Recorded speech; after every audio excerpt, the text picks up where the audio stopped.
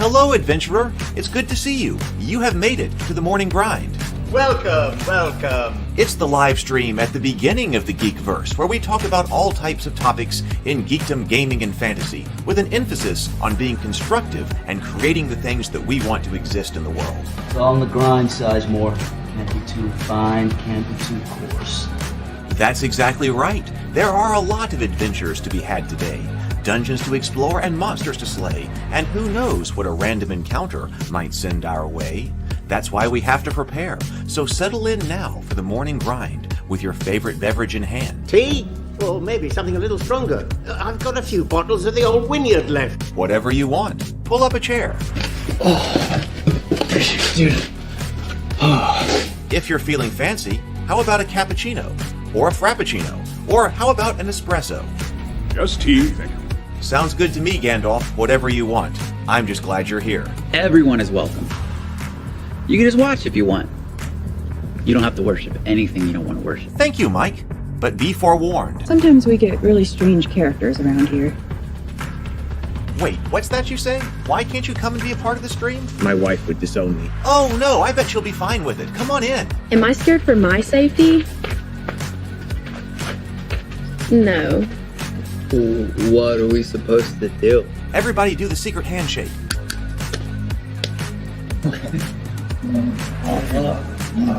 Secret cultist handshake. Oh, now do wizards who love each other. This, my friend, is a science. I still don't have gifts, but it's fine. It's all on the grind, son.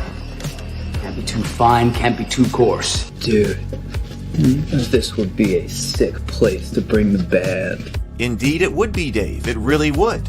I'm seeing more people coming in. Welcome. Glad to have you here. Oh, look, here's someone new. Is this the cultist meetup? Yes it is. Come to hang out? Please accept me. I have nothing else. Okay, we accept you. Everyone's welcome here. Brought some snacks. Well, that makes things even better. You want some coffee? I don't drink coffee. You sure? It's cultist coffee. What makes it cultist coffee? I'm a cultist and I'm drinking it. Oh. Then I'll have some. What exactly is going on here? I'm seeing more people coming in. Welcome. It's so great to have you. Oh, and look, here comes another stranger. Can we help you? Yes, fellow cultists. I could really use some food. Oh yeah? Welcome. We have donuts. Oh, it's me. I'm glad I'm here. I'm sure you have a few questions for me, though. What's your name? Who do you work for? What god do you worship? Great questions, Rob. I'm Steve King, and I worship Nyarlathotep. No, not really. I'm just Heath, and I won't be worshiping anything this morning. But I will be your host. Welcome to the office. We're going to have a great time. I've got my coffee ready, because now it's time for the morning grind. If you could become a fish, that would be amazing. Then I could command you with my mental fish powers. Hey, good morning, everybody. Happy day one of 2024. Happy New Year, everybody. Welcome to my home. Welcome to the office. Welcome to the morning grind. I hope everybody is doing great. I hope everybody had a good time last night. I did. I did get out of the house and actually stayed up until midnight last night over at Megan's house. And so we played, she cooked dinner, and then we all played games. She had family and friends over. We didn't play anything hardcore. I brought a bunch of games. We didn't play anything particularly hardcore. What did we play? We played this game. Here, has anybody played this? This was the first thing. This was very light. This is a very light and fun. Well, it's a very light and fun game that I had never seen anything like this before. Shadows in the Forest. I might recommend it for children because there are basically no rules for it, and you play it in the dark. You have to play it in the complete dark because you see. Has anybody played this game before? You've got these little critters here. They're like shadow critters, and this lantern right here actually has a battery in it, so it actually glows with light. And so there's one person playing the lantern, and the person with the lantern can move around these stepping stones here. They roll a die and can move that number of spaces around with the stepping stones. And that illuminates, because of the tall trees and different obstacles here in the forest. The lantern illuminates some regions of the board and not others. And then the little shadow creatures can all move any place there's dark. They can't cross light. That's why it's important that the whole room has to be in the dark. They can't cross anything that's light. And they start spread out in the forest, and their goal is to all meet up behind a single tree. But if they're touched by the light, then they freeze. And you can't move them until one of their friends comes and gets them. So it was very different, because I hadn't ever seen a game like use light that way. Like I said, it's very simple, easy to play, very few rules. But the reason that I thought it was interesting, because I hadn't ever heard of anything like that before. So if you're looking for something, I would say, especially for kids, that you don't want to get into a bunch of rules, but something different, I might look at that one for a birthday gift or something. We also looked at Ransom. I got everybody Ransom Note for Christmas. Ransom Note game. So we brought that over. So I think this one's been popular this year. And I typically buy a board game or a party game for everybody, like all the family members. And so we played Ransom Note last night. It's fun. We have not failed to laugh every time we've been playing Ransom Note. It's a lot like, in style of game, playing for the judge. It's a lot like Apples to Apples or Cards Against Humanity. But, because you've got this one person is playing the judge. We play it with somebody who's going to be the judge here, and that judge gives out a prompt on one of the cards, and then everybody has all these magnetic letters that they have to assemble to put together some type of note together and then play to the judge, some of which can absolutely be hysterical. Like, what does this one say? Ask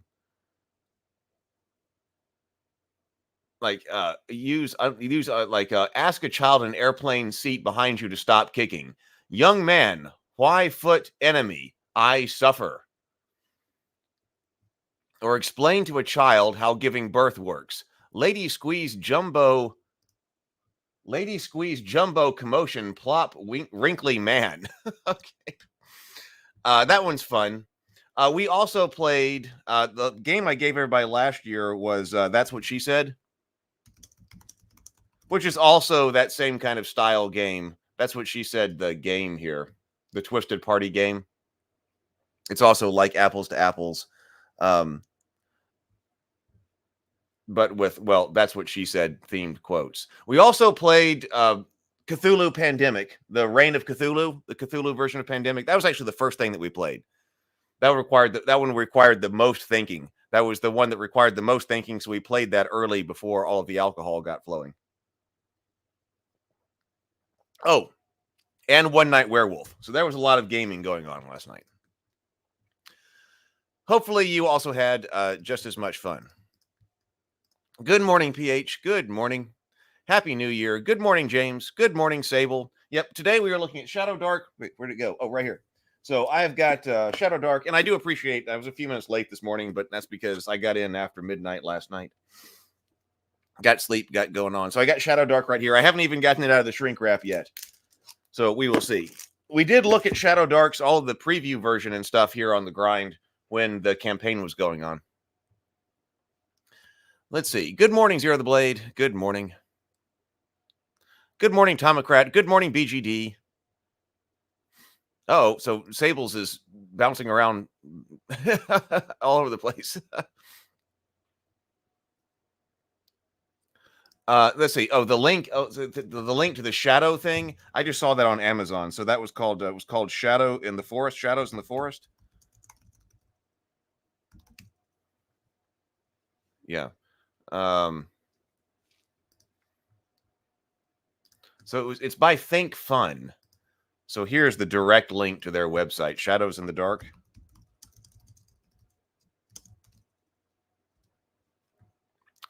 Good morning, George. Good morning. So PH was also playing games. PH says, we also played games here, basically party games because people were not gamers. So we played a Brazilian version of Cards Against Humanity and Spyfall. All right. Yeah, we had a huge stack of potential games, and I kind of organized them by number of players. A lot of the games I brought were for 4 players. There were some for 5, and we ended up with 5 players. We had more than that early in the night, and we just all played Reign of Cthulhu together, trying to help each other out. But then the first thing I did was then I categorized all of the games by number of players, and then I categorized them by amount of cognitive ability, cognitive capacity necessary. So we could judge that by the amount of alcohol consumed for the night. Hey, Trey. Good morning. Good morning. Man, lots of people here this morning. Good morning, Micah. Good morning. Yes, please do hit the stream. Please do like the stream. That would be great. And subscribe if you haven't already. Good morning, Tomocrat. All right, so let's see here. What is going on? Is there anything that I need to bring up here? Terminator 2. Oh, today's Monday, right? Oh, I need to watch Terminator 2 again. I had been watching. Whoa, I had been watching a bunch of stuff. On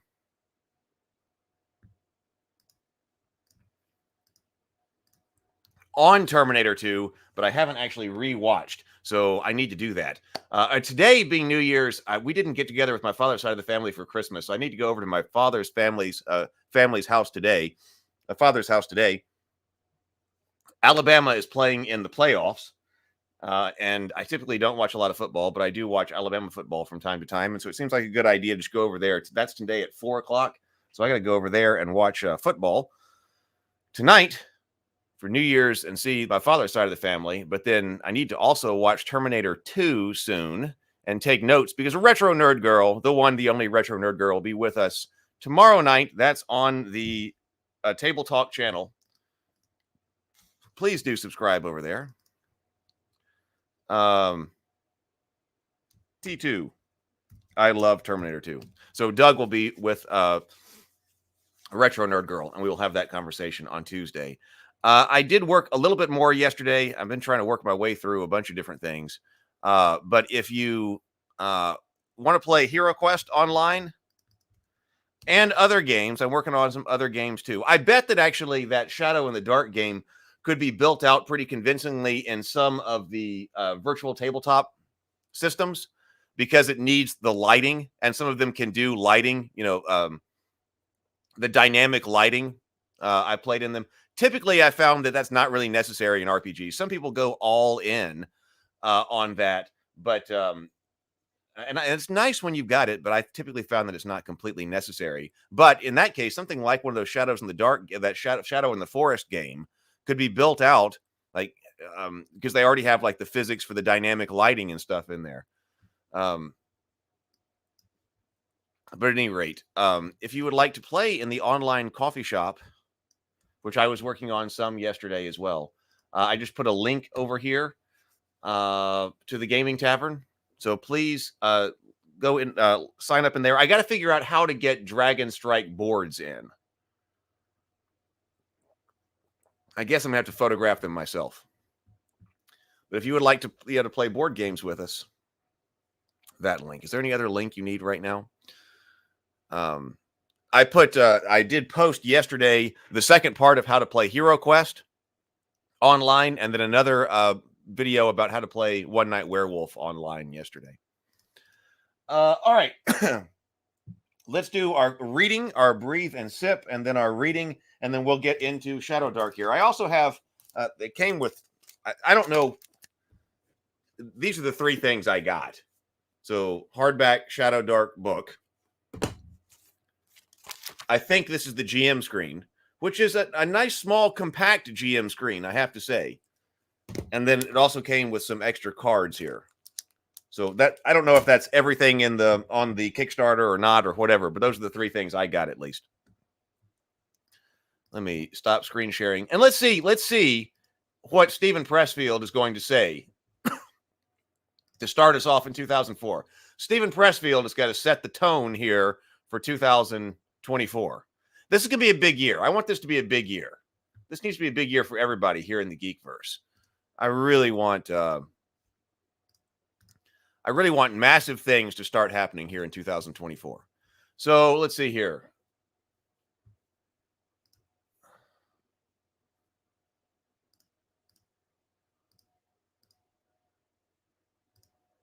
Let me see where we were. I know we read that. This is supposed to keep up. The software is supposed to keep up with where we were. Okay, this is where I think we are, because we did say the payoff of living in the past or the future is that you never have to do your work in the present. That's what we said yesterday. So that's so important. If you live in the past or the future, you never have to do your work in the present. So I think being present, living in the present, being present, and getting work done is going to be a big part of 2024. There's so much work to be done. There's so much work to be done, especially writing. 2024 has to be the year of writing for me. I mean, 2023 was supposed to be, but what I wrote didn't actually work. Although I did get, it's not quite finished because I don't have the final proof of the Trial of St. Gabriel. But 2024 did get a Goodnight Sword out and my first angel book as well. So I did rabbits and angels in 2024, even though I didn't quite get the proof finalized in 2024, but I'm still going to take it. All right, everybody got their favorite drink this morning? Get your favorite drink, coffee, frappuccino. You might still be celebrating the new year. Maybe you didn't go to sleep, so maybe you're still having beer and wine or a shot of liquor or margarita or martini, whatever. All right, I've got coffee.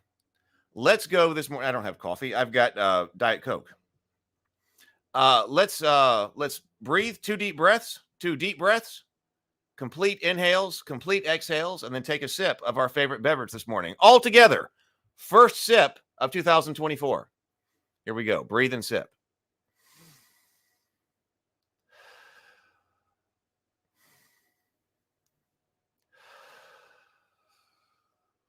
And sip.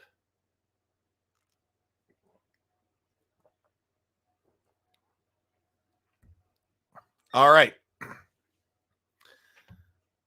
That set the tone. Let's see what Stephen Pressfield has to say. The amateur lives for the future. Oh, wait. Nope. Right here. The amateur will be ready tomorrow. It's tomorrow now. It's 2024. 2 Hollywood producers were talking. I've got good news, one said, and I've got bad news. Give me the good news. Remember that mansion we were trying to rent for the big party scene, but we just couldn't get it because it cost $50K for the night? Well, I just talked to the guy and he'll give it to us for $10K. What's the bad news? He wants $100 up front. The sure sign of an amateur is he has a million plans and they all start tomorrow. The amateur gives his power away to others. Have you ever followed a guru or a mentor? I have. I've given my power away to lovers and spouses. I've sat by the phone. I've waited for permission. I've turned in work and waited, trembling at the judgment of others. I've given away my power subtly with a glance that was perceptible to no one. And I've given it away overtly and shamelessly for all the world to see. Exile, failure, and banishment can be good things sometimes because they force us to act from our own center and not from someone else's. I applaud your story of how you hit bottom because at the bottom, there's no one there but yourself. All right. I kind of like this idea of giving away power, or I mean, as in I don't like that idea, but I like this recognition of that, giving away power. I've been thinking about that over the past few weeks, or couple of weeks especially, because there are things I was trying to do and I wanted,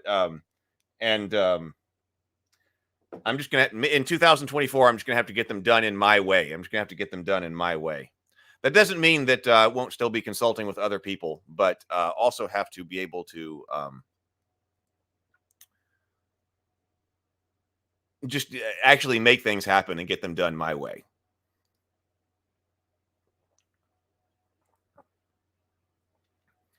PGD says, when we rely on the reader software to keep our place in the PDF, this is when Skynet begins.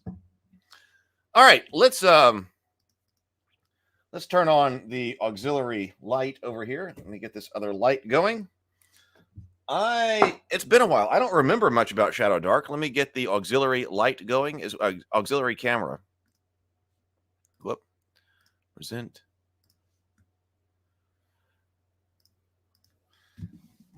All right. Go auxiliary camera. There we go. Got old Yogg-Sothoth here.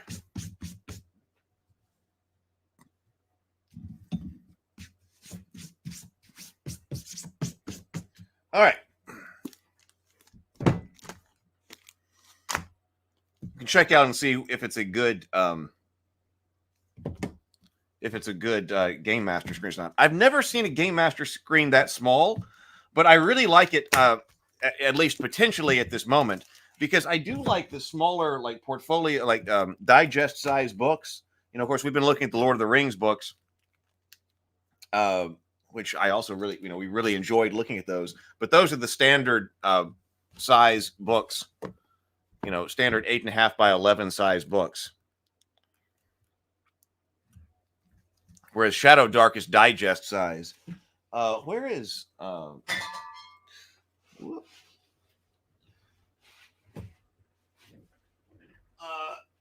not sure exactly what size they are. Here's... Okay, so they're not quite... Yeah, so this Fate book here is 6 by 9, which is a size I have been liking. So this is... so this is 6 by like 8.5. A little bit smaller. Trey says, please give the final the page count for the final book. I have not seen it anywhere, and I've looked into getting into this. Okay, we'll take a look at the final page count. It's a pretty thick volume here, though. That's the Shadowdark book. But I hadn't. So what I was saying was that as far as smaller books like this, I like because they take up less space on the table. I was thinking about that I was actually thinking about that yesterday when thinking about trying to run an adventure out of this book.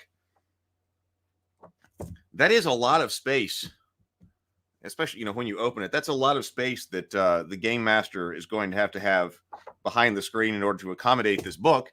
But that is the way that, it frequently is. But I think I like the smaller kind of books. Excuse me. Because they take up less space at the table. Hey, Steel Mongoose. Think it's too corporeal for Yogg-Sothoth? I don't know. Hey, Charlie. It worked very well for the Journey to the Tree of Sorrows. Let's see. Good morning, Vision. PH says, maybe someplace on the internet there is a Flatterverse channel. A Flatterverse channel, and every morning they start their work with similar ritual than ours. Prepare simp. Oh, a Flattererverse channel. Prepare and then simp. Yes. Are we simping around here? We don't have simps here on this channel, do we? Not for me, but just simps in general. Maybe half the book is rolling random tables. It might be. We'll see. Good morning, Jason.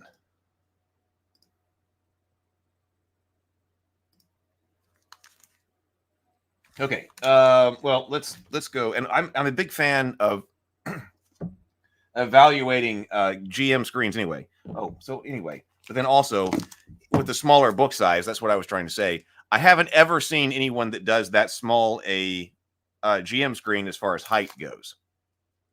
I think this will make a really intimate feeling kind of game, because obviously the landscape size Game Master screens are really popular, and I prefer them over the tall ones like the portrait size, which used to be the way that they all were.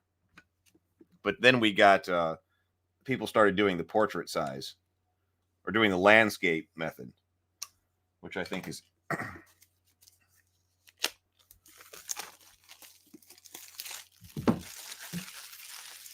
all right. Which I think is better, but we'll have to see how this one is. All right, so Shadowdark, bound book, matte. Looks good. Nothing on the back.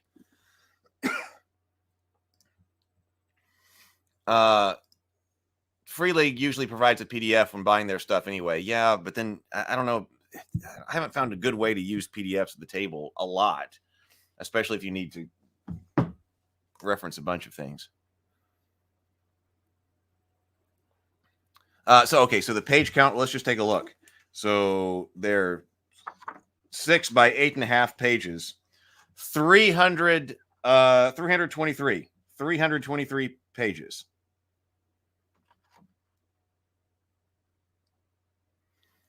$323. Lots of random tables. All right, let's see. All right, so yes, so we figured there would be tables. We open this up. We've got weapons. So it said like on this on which is what I used for the thumbnail.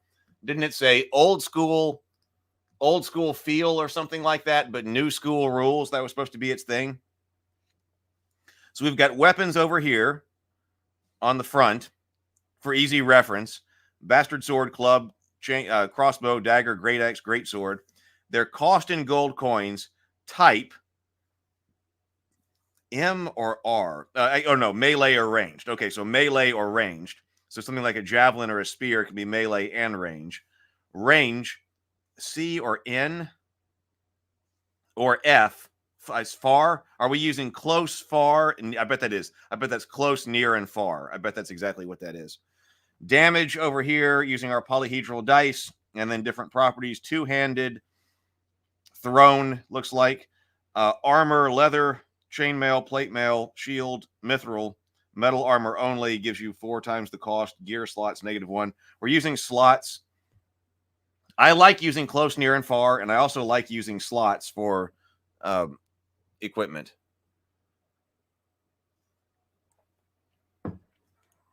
Jason says, well, maybe not that rule's light. Well, maybe. Oh, PH says, I think the low DM screen is something Kelsey uses on her minimalist DM set. There's a video on her channel about that. This type of screen hides the rolls but keeps her close to her players. And I can completely get behind that. No pun intended. Because that's why I like I liked, and so many people like the landscape game master screens anyway. But going something that's even smaller like that, would only reinforce that. I like that. Yes, it does have chapter tabs, as you can see, which I think, well, it's got, so it helps you identify. It actually doesn't, as far as its layout go, tell you what that chapter is. See? But it does have chapter tabs that you can identify them. I just don't know what chapter I'm in. Still Mongoose says it comes off more rules light if you're already accustomed to D&D. Shadowdark is a transposition of 5e style rules into a simpler and far more dangerous OSR style game. A one-page character sheet. Let's take a look at the character sheet. That's a good point. We're supposed to look at the character sheet. Well, the back cover does have, talking about random cover generations. XP for treasure quality. Poor examples: bag of silver, used knife, knucklebone dice, normal, fabulous, or legendary. NPC names by ancestry, D20 right here. Dwarf, elf, goblin, halfling, half-orc, human. Let's see, random encounter characters. Roll D6. 1 is a random encounter. Roll every 3 rounds in an unsafe environment, 2 in a risky environment, 1 check every round in a deadly environment. Starting distance of the encounter, close, near, or far. Activity, reaction, characters. So this over here, so that's random encounters, I guess, this column. Random characters over here. Stat, or just for characters, your stat and then your modifier. So this does use stat and then a modifier. Languages, and then who speaks it. Where was the character sheet? There is a Shadowdark RPG third-party license I see here in the back. I believe that's a custom license.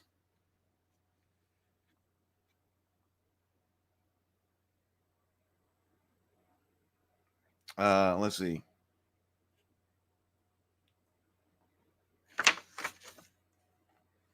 Oh, okay. This looks like the character sheet right here. So Shadowdark character sheet. Shadowdark strength, dex, constitution, intelligence, wisdom, and charisma. HP. So it's classic stats from Dungeons and Dragons. HP, AC, also classic. A space for attacks. Name, ancestry, class. So we've got ancestry and class. So ancestry, I guess, is like race in classic D&D. So ancestry, class, and level system. So, I mean, nothing surprising there.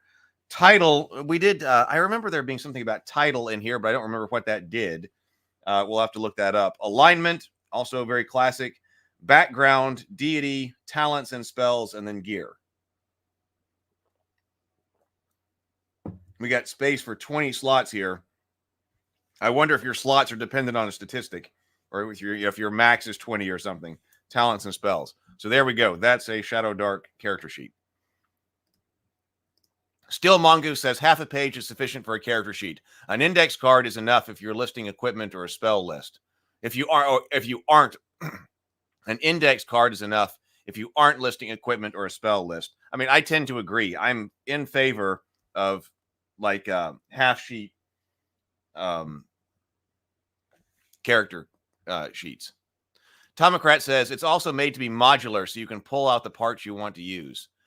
PH says title has no rules implication. It's more for flavor. Okay. Titles are flavor. Okay. I remember that. I remember going and looking at titles, but I didn't remember what they did. But maybe that's because they were just flavor or something like that. Still Mongoose says that strength does determine available gear slots.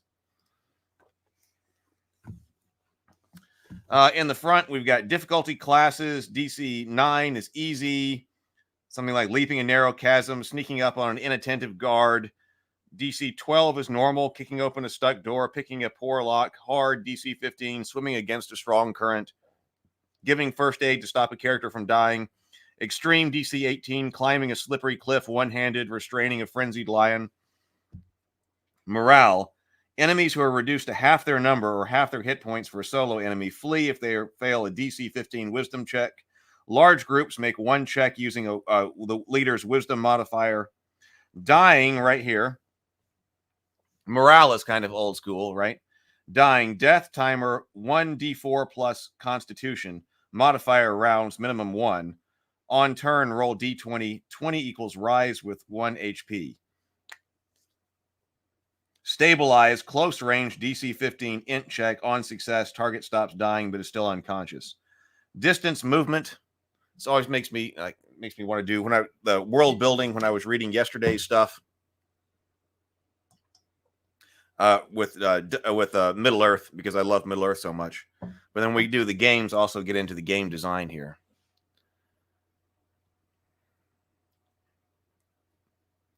George says, some of us are old, and that index card better be 8.5 by 11. Lynn says, RPG characters are basically just walking collections of die modifiers, so their character sheets don't have to be large.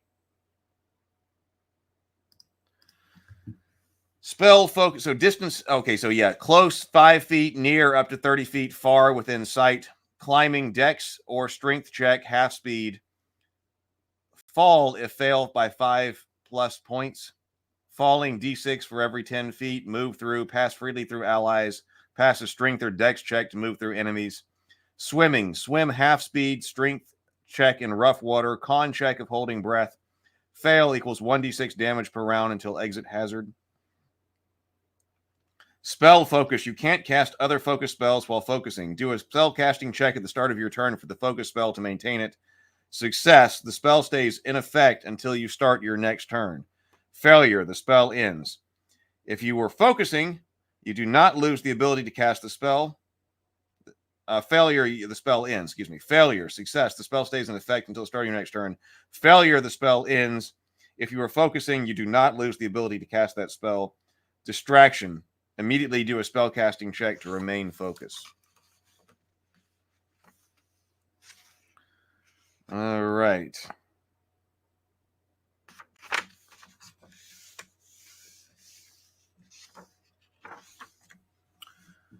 So what's in this book? We've got introduction. So we'll take a look at that and see what the Shadowdark is and the basics. Characters, magic, gameplay, game master, random encounter tables. So the random encounter tables start on page 142, within monsters and treasure and magic items. So let's see, 142.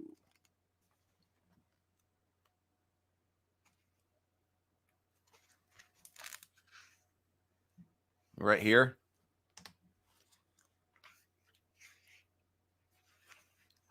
So that looks like, yeah. See, that's low district encounters, market encounters, mountain encounters, ocean encounters, river and coast encounters. So yes, a large chunk of that is different tomb encounters. So lots of different encounters. Then monsters. So we've got lots of monster attributes in here. Look, here's angel, archangel, seraph angels, lots of different types of angels. I'm down with that. Animated horror, animated armor, badger, bandit. So your bestiary is in here. Tyrannosaurus is in here. Sea dragon, fire dragon, frost dragon,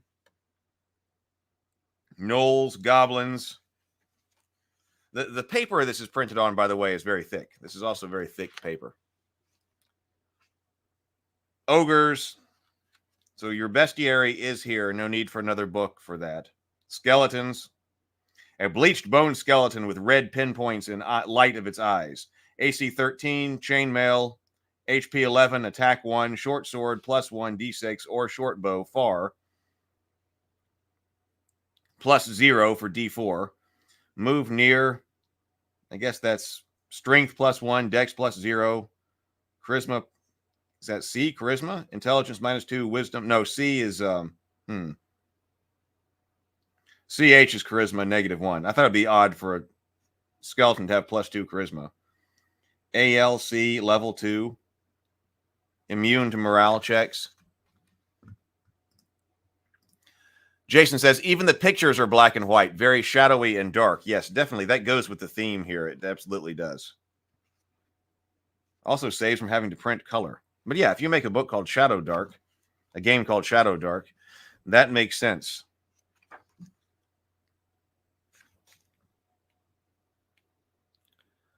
Let's see. Lens. Okay, the dungeon. Oh, yeah. So, yeah. Oh, you're talking about the way that... oh, wait, hold on. Let me scroll back up. I see a whole bunch more that I've missed. BGD says, I think I'm still on the bubble as to deciding for myself how innovative or noteworthy Shadowdark really is. I think it cribs concepts and mechanics from a number of other worthwhile sources, old and new, and its status as a clever implementation of modern marketing strategies is unassailable. Anyone looking for ROI on RPG projects can probably look at SD for notes.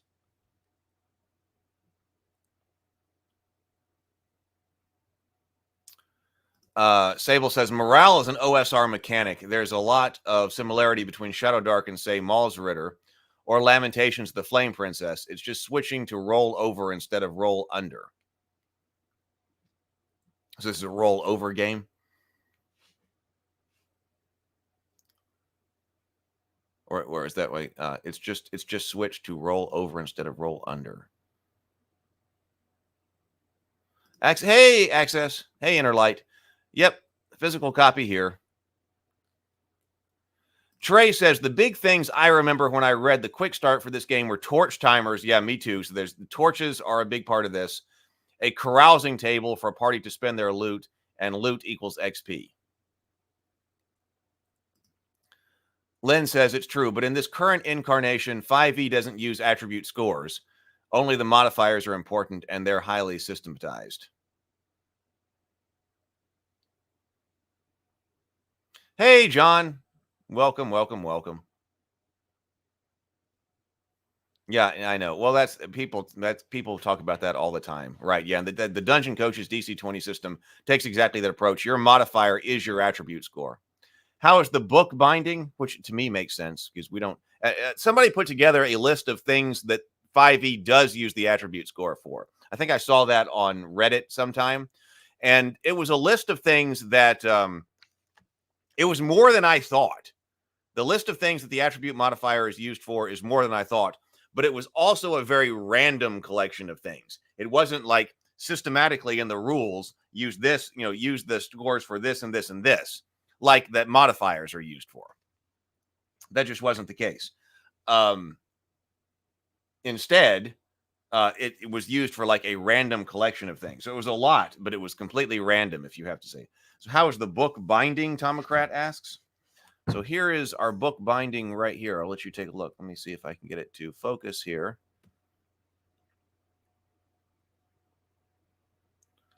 Come on, camera.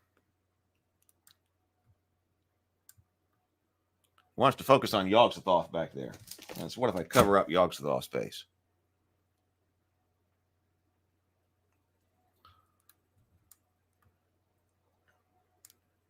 What was the name we used for this? So we do have a bound-in ribbon here. So the ribbon bookmark. We've got the bound-in ribbon bookmark, and then the cloth binding here. So I mean, it looks solid to me. It looks solid to me.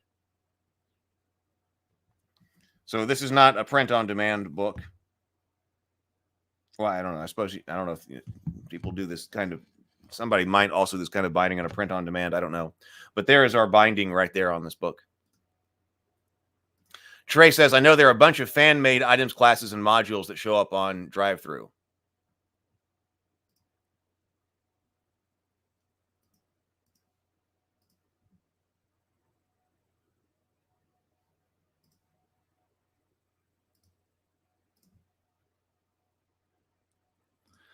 We just had to ban somebody. I thought they were already gone, but they're banned. That person must have deleted their own comment. I had to figure out, make sure I knew how to. Must have deleted their own comment last time. Ban Hammer.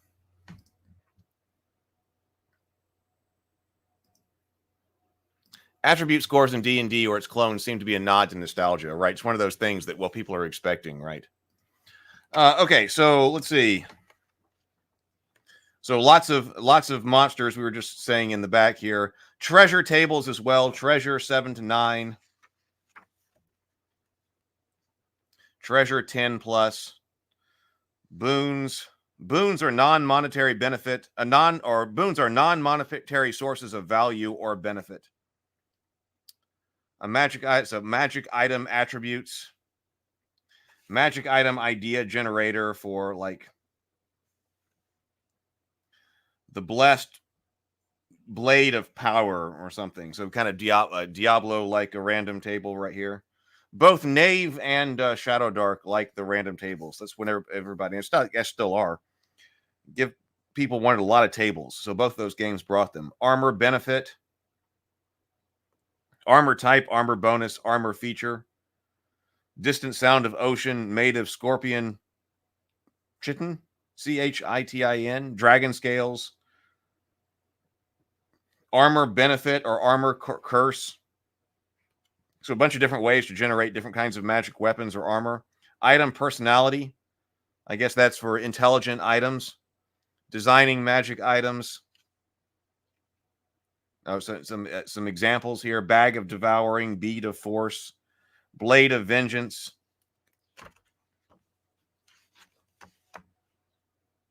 Robe of the druid. So a lot of the back from like page 142 and beyond are random encounters and all of your monsters and treasure.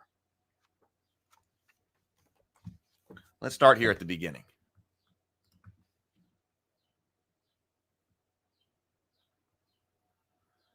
Let's see. Yeah, right. I don't think morale applies to the player characters. Right. Micah says, especially as it's OSR-like, which is meant to feel like a classic AD&D in its general time frame.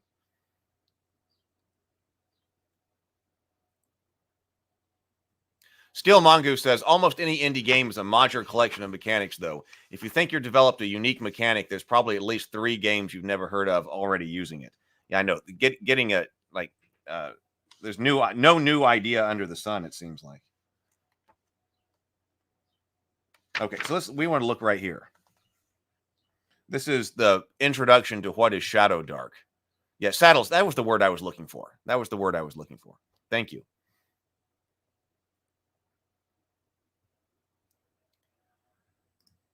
Sable says the attribute scores still remain important for gear in D&D since there's a selection of magic items which either set an attribute to a certain value or add a certain bonus to a particular attribute. Yeah, right. So it's like, right. Things like that could improve the skill or the attribute itself, but why not just make it the bonus?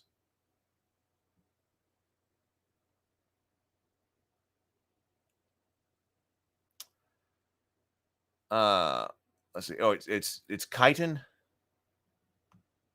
or Kaiten. Okay, so let's see. So Shadowdark. What is Shadowdark? Shadowdark RPG is a fantasy adventure game where you and your companions delve into buried ruins, lost cities, spider-infested forests, and even fearsome dragon lairs in search of gold and glory.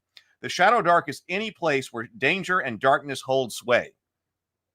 It clutches ancient secrets and dusty treasures in its rotting claws, daring fortune seekers to tempt their fates. With your adventuring companions at your side, you confront the Shadowdark's sinister traps, formidable magics, and ruthless monsters. If you survive, you'll bring back untold riches plucked from the jaws of death itself, and before long, you'll hear the Shadowdark's call once again. What defines this game? Speed, danger, and simplicity. Magic is perilous, and battles are fast and deadly. Being clever is crucial for survival.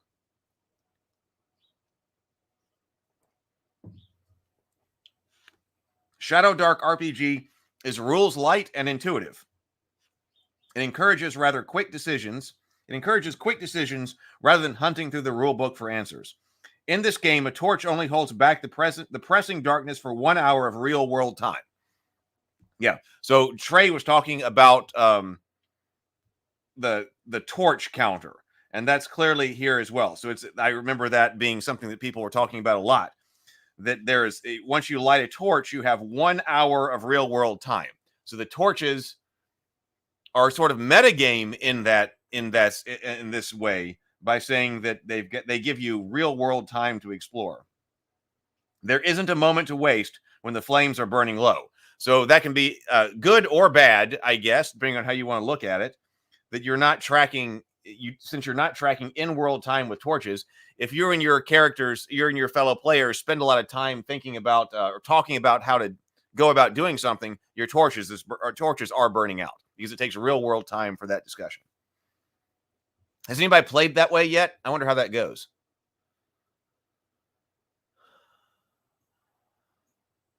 Right. I remember talking about the hammers. I like how Shadowdark has little in-jokes from its design phase, like how hammers don't exist in the Shadowdark universe, or how sturges are called stingbats because Kelsey started changing anything OGL related at the start of the year.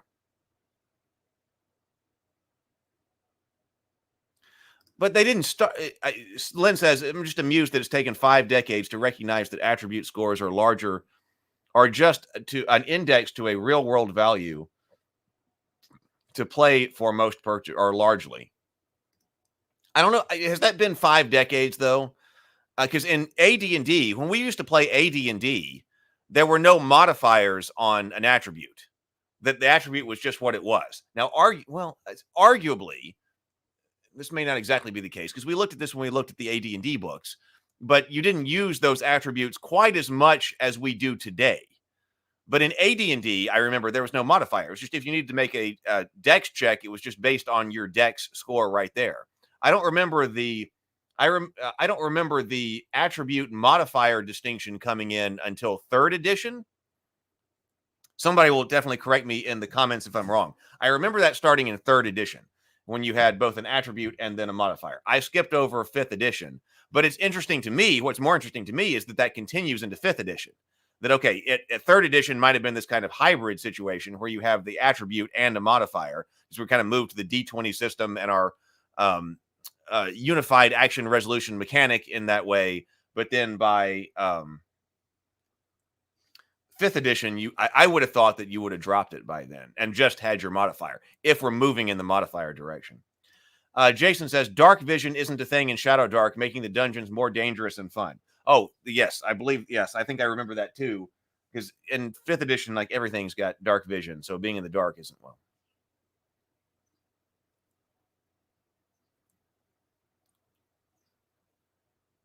Let's see. How do I play? Everything you need to play to run a game is in this tome. Turn to the next section to get familiar with the basics. The basics. If this is your first time playing Shadowdark RPG, it's helpful to start with a pre-made character. The free digital Shadowdark RPG Quick Start set has a few. Characters. You decide your character actions and tell them to the referee or the game master. The GM determines if your actions are successful and describe the results. This back and forth between you, the GM, and your adventuring companions grows and shapes the game world. Always ask yourself, if you were really your character, what would you do right now? Describe an action. On your turn, describe an action you want to do. For example, you could say you're going to shoot your bow at a troll. The GM might ask you to do a check, see checks, to determine whether or not your action succeeds. Movement. During your turn, you can move up to near, roughly 30 feet. You can break this movement up in any way.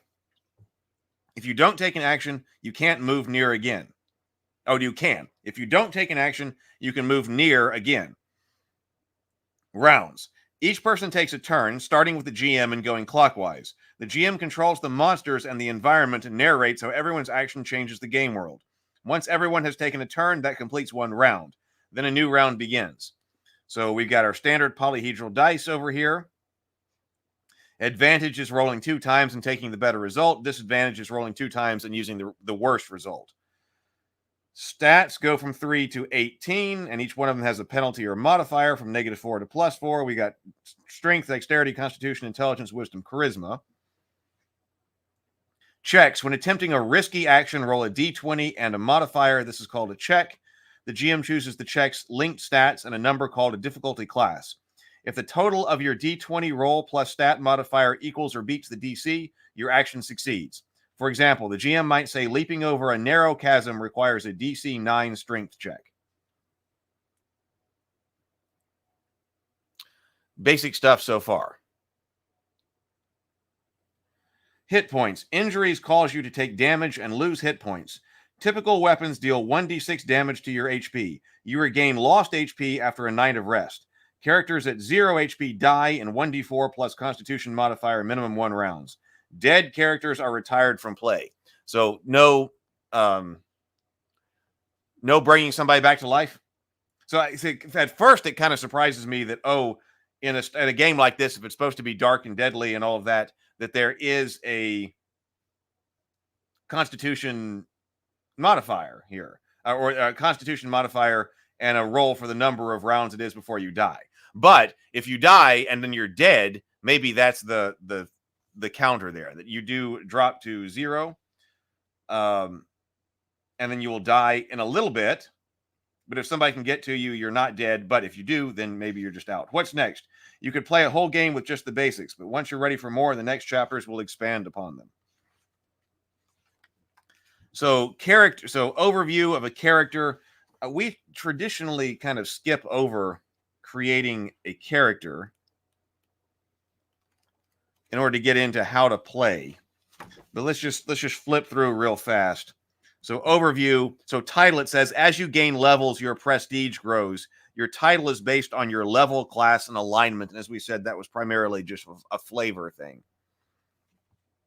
But you're going to have name, ancestry, class, level, XP, alignment and deity, title, background, stats, HP, AC, attacks, talents, spells, and gear. Gear is your equipment. You can carry a number of items equal to 10 or your strength stat. So here's a reason to use the strength stat. A number equal to 10 or your strength stat, whichever is higher. So there were slots for 20, but it's 10 that you can carry or your strength stat. Some games begin with 0 level characters, weak peasants who have not attained the skill required to be adventurers. Level 0 characters are fragile. The GM should see the gauntlet on page 116 for more insight. Oh, let's take a look at that.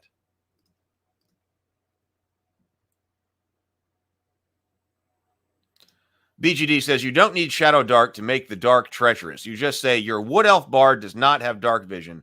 because that's stupid. And proceed as normal with your rule system of choice.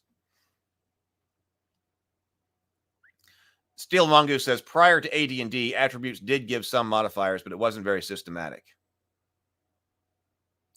Oh, it's time for ghost walking then, Lynn. But what if your dead character doesn't want to retire? That's time to go ghost walking.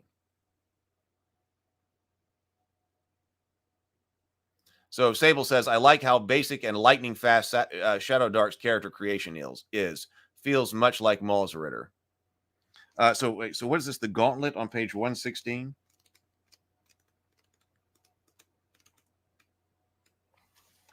The Gauntlet. Game masters can use a process called the Gauntlet to determine the player's starting characters. Oh, so is this like Shadowdark's version of the funnel from Dungeon Crawl Classics? The Gauntlet works best when the players use the random generation process, page 40, to create 4 zero-level characters each. Random generation prevents build tuning. Random generation prevents build tuning and over-investing in any single character because the Gauntlet is deadly. The Gauntlet is much deadlier than a typical adventure. Most characters won't survive it. Zero-level PCs who fall to 0 HP die instantly. Each player will end up with one peasant who makes it through the ordeal. Each player's active surviving character graduates to first level, gains a class, and becomes their character for future adventures. This does sound like Dungeon Crawl Classics. I still want to play that. I want to play that and do it. I want to do a funnel. Daniel says it is a character funnel. It's a character funnel system. It's nice.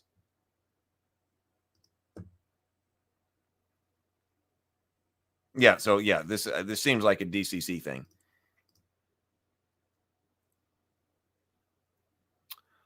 Let's see. So each player will end up with one peasant who makes it through the ordeal. Each player's active surviving character graduates to first level, gains a class, and becomes their character for future adventures. How to run it. The Gauntlet usually takes place in a well-established dungeon stocked with brutal traps, large group of monsters, and evil plots drawing close to fruition.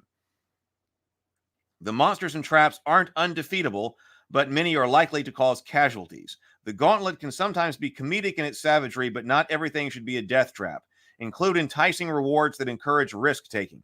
Players each choose one of their zero-level characters to play at a time. Players replace their dead characters from a backup pool and invent a fitting explanation. Reinforcements from town or a rescued prisoner. Oh, so you don't play them all at once? I thought you were going to be playing... what is this? Create 4? I thought you were going to be sending all 4 of them in. In DCC, you send all 4 of them in, right? That also kind of makes me think that you should be randomizing which one you take out. So, but it also seems like the first ones are going to die, right? I don't know. That's why I kind of think that playing all of them simultaneously seems to make more sense.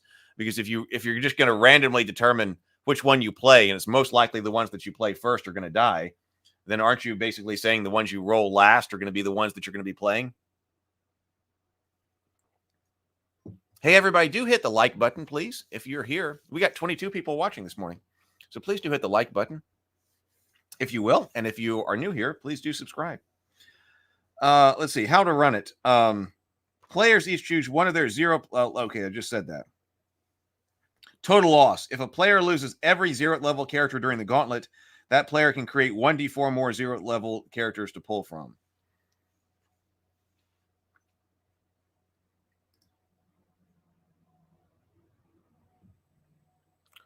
Let's see. What was Lynn talking about? Oh yeah, Lynn says Classic Traveler used a random life path character generation system where you often died in the course of rolling up a character.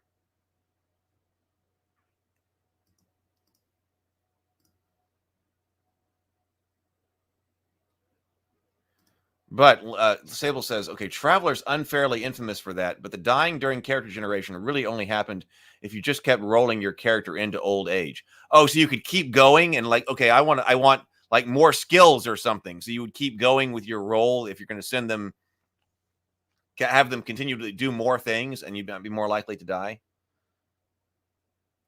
So if you're creating a really young character, that wouldn't be a problem, huh? The DM can shuffle the characters and hand them out as needed. Yeah.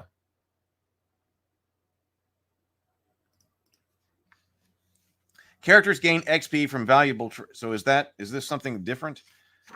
awarding XP. I think this is just awarding XP, not necessarily awarding XP in the gauntlet. Let's see. Characters gain XP from valuable treasures and boons they earn during an adventure. XP awards don't need to reflect monetary value. Boons or favored items have intangible worth. Treasure has 4 categories. Poor, normal. Poor is 0 XP, normal 1 XP, fabulous 3 XP, legendary is 10 XP. Each XP gets the full XP value of the treasure. Each PC does. Each PC gets the full XP value of the treasure. When the PC gains a new level, their XP resets to 0. Sources of XP include gold and gems, oaths, secrets and blessings, magic items, meaningful trophies and tokens. Clever thinking award 1 XP for ingenious actions. How much gold? Over time, PCs will earn and lose gold through adventuring, carousing, and buying gear. Per treasure find, each group should gain about 10 gold times their average party level in value, or 20 gold GP in value levels 0 to 3, 50 GP in value levels 4 to 6, 80 GP in value levels 7 to 9. Per treasure find. That's per treasure find. Per treasure find, each group should gain about 10 GP times average party level in value.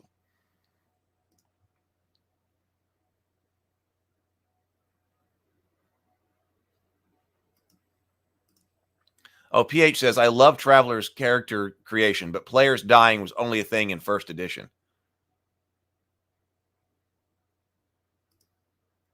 George says, I have not yet found a party that Dark Vision had some sort of disadvantage. I've not yet found a party that Dark Vision had some sort of disadvantage.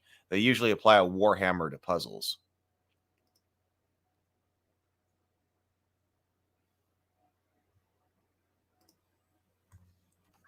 Okay, so anyway, so that was telling us about the gauntlet. Gear, that was 0th level characters if you're starting that way.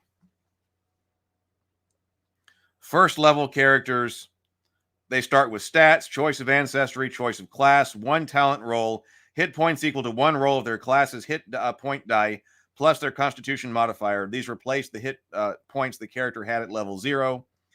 Background, choice of alignment, title, starting gear. Stats are 3d6 in order for each one, then you generate a modifier. Ancestries include dwarf, elf, goblin, half-orc, halfling, human. So we've got like something for each one. So half-orc says, for instance, towering tusk warriors who are as daring as humans and relentless as orcs. You know the common and orcish languages, and mighty, you have a +1 bonus to attack and damage rolls with melee weapons. Halflings, once per day, you can become invisible for 3 rounds. Halfling, human. Okay, that's it. Dwarf, elf, goblin, half-orc, halfling, and human. Classes include fighter. So, and then talent down here. So you're rolling for your talent. You get 1 talent roll, right? 1 class talent roll. Yeah. So, for instance, fighter right here. All weapons, all armor and shields, D8 per level. Hauler. Add your constitution modifier if positive to your gear slots. Weapon mastery. Choose 1 type of weapon, such as long swords. You gain +1 to attack and damage with that weapon type. In addition, add half your level to these rolls.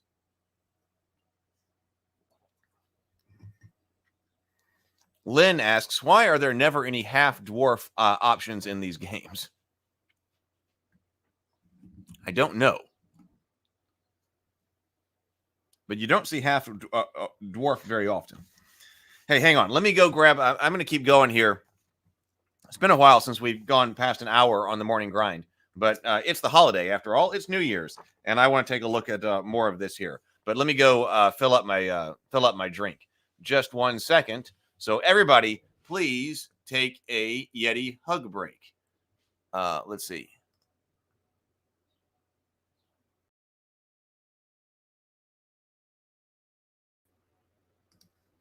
Yeti hug break. Oh, it's time for a Yeti hug break. Yeti hug break. Yeti hug break. Everybody go hug yo Yeti and show yo Yeti some love.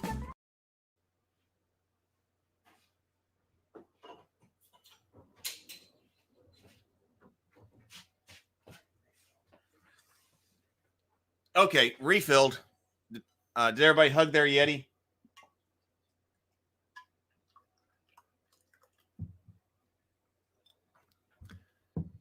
Everybody hug the Yeti? Let's see. Oh, in DC 20, you can have a half dwarf? So, and then grit. So, weapon mastery, you gain a +1 to attack and damage with that weapon type. In addition, add half your level to these rolls, round down. Grit, choose strength or dexterity. You have advantage on checks of that type to overcome an opposing force, such as kicking open a stuck door, strength, or slipping free of rusty chains, dexterity. Well, that's interesting. So, do you want to be a strength fighter or a dex fighter? Even if you didn't roll high on your stat there, then what you can do is choose to get advantage on that. And then fighter talents. So this is what you're rolling for. So 7 to 9 would be pretty common. +2 to strength, dexterity, or constitution stat. So you get one roll in the fighter talents. +1 to melee and ranged attacks. Choose one kind of armor. You get +1 AC from that armor. 2, gain weapon mastery with an additional weapon type. Or 2, choose a talent. Choose a talent or +2 points to distribute to stats. Priest. We got spells known over here. BGD says, my Yeti wants to meet for coffee first and see how it goes.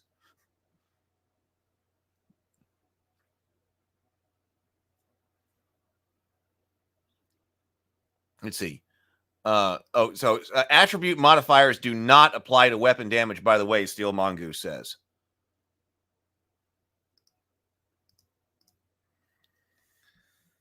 So you can turn undead here. Roll for talents. We got pre-spells. 2 first-level spells.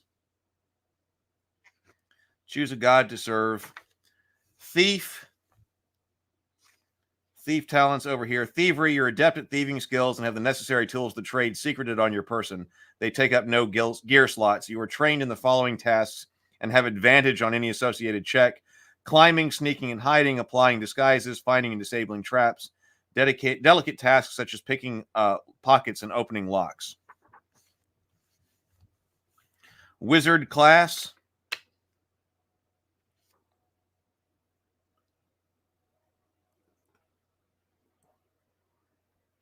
Wizards start with 3 first-level spells.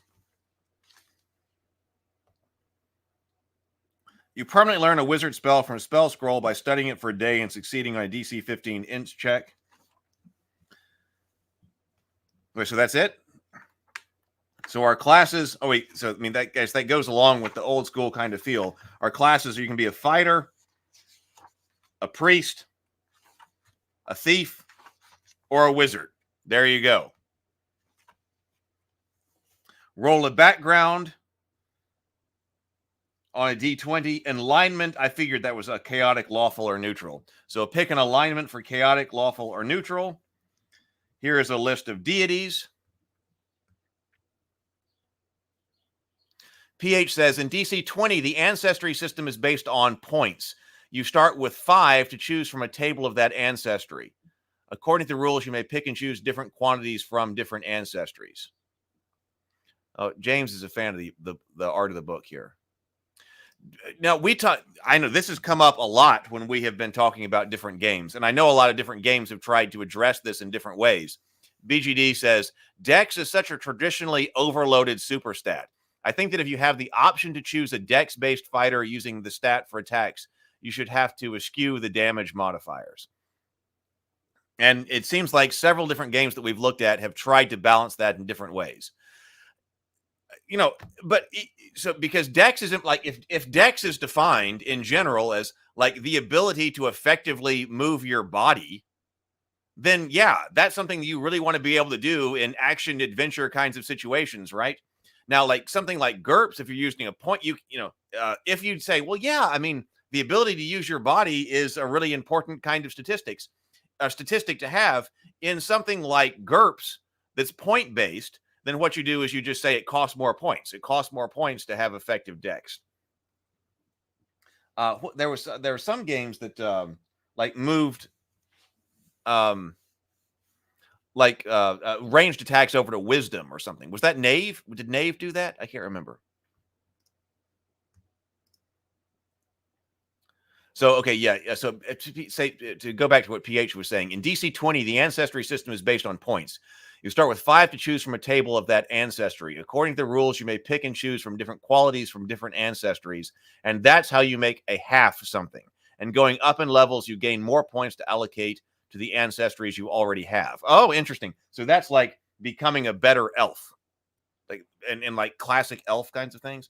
I still need to look at that. I haven't bought the DC 20 stuff, like the rules as they stand. I'm curious about them though. I'm curious about them.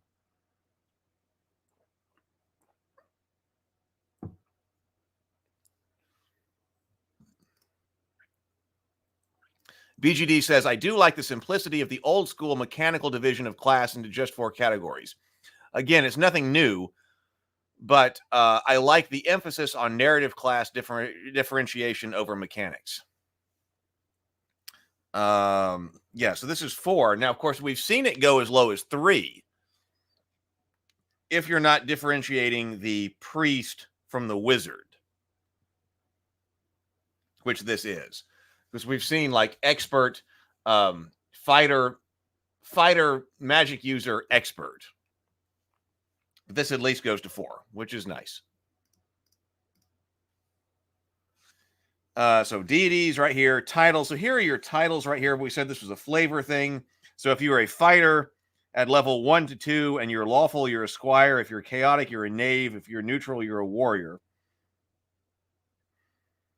Level 3 to 4, lawful, you're a cavalier. So you get to be a cavalier before a knight, and then a thane, and then a lord or a lady. And I believe, now, how many levels do you need? I also like only having like 10 levels. We've seen that in several games. Do you really need to try to balance out a game to all 20 levels? Arguably not. Arguably not. Languages, starting gear, level 0 characters start with D4 of the following items. With 1D4 of the following items. Oh, man, I like rolling for equipment. Where are my Cthulhu dice?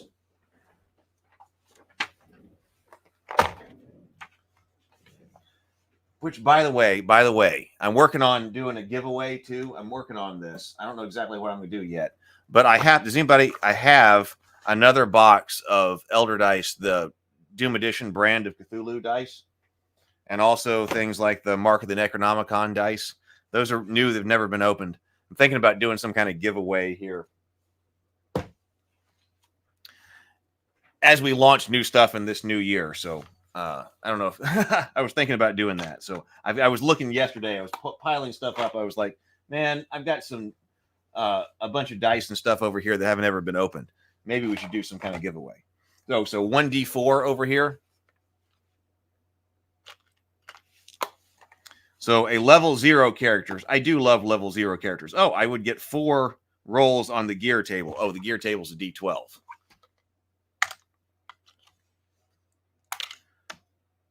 I would get a dagger, caltrops, 1 bag of caltrops, a pole, a dagger, a pole, 1 bag of caltrops, and a torch. I rolled a 1. Hooray! The torch. I get a torch. A dagger, a pole, a torch, and caltrops. Man, that sounds like I'm ready for an adventure right there. Sable says, I kind of wonder why Kelsey included titles. I mean, they were really just flavor in original D&D too, but it seems like titles should be something that happened in RP unless they have a mechanical effect. I would wonder that too. I wonder what the purpose was there. So I wonder if she's talked about that. It's if it doesn't have any kind of effect, I wonder why that's included. But James says, I really like that alignment affiliation of class. What does it mean? I mean, this does give you something about what does it mean to be a barbarian or a warrior or something like that. Bandit, knave. But I wonder about their inclusion as well. BGD says Fantasy Age was one of those systems that streamlined classes into just 3 types in the first edition, combining all magic users, and they added a very novel envoy class who was the face of the party. I already rolled a Caltrip. Your armor class is AC plus your dex modifier. Wearing armor changes your AC. So base armor class is AC plus dex modifier. You can wear these types of armor listed for your class. 0 level PCs can wear all armor until first level. Gear slots. Unless noted, all gear besides typical clothing fills 1 gear slot. Gear that is hard to transport might fill more than 1 slot. Crawling kit. A crawling kit costs 7 GP. Uses 7 gear slots and contains the... Okay, so I like kits. Uses 7 gear slots and contains the following items. To keep you from having to spend so much time choosing gear. Inner Light says Fantasy Age was based on the Blue Rose system. The first RPG for romantic comedy. So Trey might have some information on the titles. Trey says, I believe in a video somewhere she talked about titles are mainly used RP where social class means something. I also remember her saying that they are there if you want to use them. Okay. So a crawling kit, backpack, flint and steel, torch, rations, 3 rations, iron spikes, grappling hook, and rope. Armor is leather armor, chainmail, plate mail, shield, and mithril. Weapons, okay, we saw that in the beginning. F is finesse. L is loading. You must forego moving to reload this weapon. TH is thrown, two-handed 2H. Versatility, weapon types, range. Character name generator, level advancement. Level 1 plus 1 talent. We already said that. I guess that's not plus 1. I believe that's the talent that you probably already start with. Level up at 10 XP, level up at 20, 30, 40, 50, 60, all the way to level 10. To gain a level, you need to earn your current level times 10 XP. You gain 1 roll on your class's talent table when you reach the indicated levels. Duplicate talent stack unless noted. Roll your class's hit die and add it to your maximum HP up to at least 10.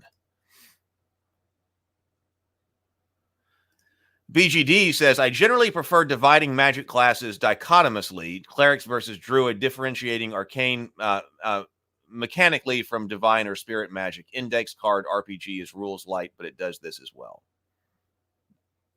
I mean, I agree. But some games don't have to do that. But yeah, I agree that I tend to like that too.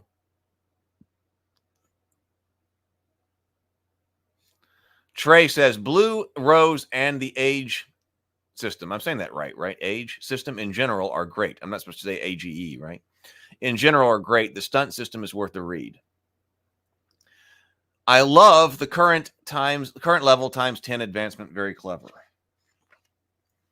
Random characters. You can generate a character randomly. Then we go into magic. Casting spells. When you cast a spell, you invoke. So this says, wizard magic is fickle, complicated, and volatile. Even the most learned mages tread carefully when reaching beyond the veil to grasp arcane energies. Priest magic is miraculous, sacred, and instinctive.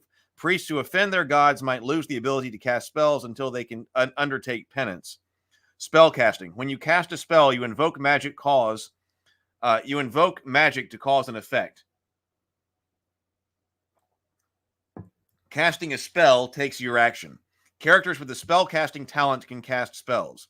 To cast a wizard spell, make a spell casting check. So you have to make a check here. So Inner Light says, I believe the Age system was first made by the Dragon for the Dragon Age RPG, and they incorporated a lot of ideas from the Blue Rose system for Fantasy Age. So we are doing spell casting checks here. To cast a wizard spell, make a spell casting check by rolling D20 plus your intelligence modifier.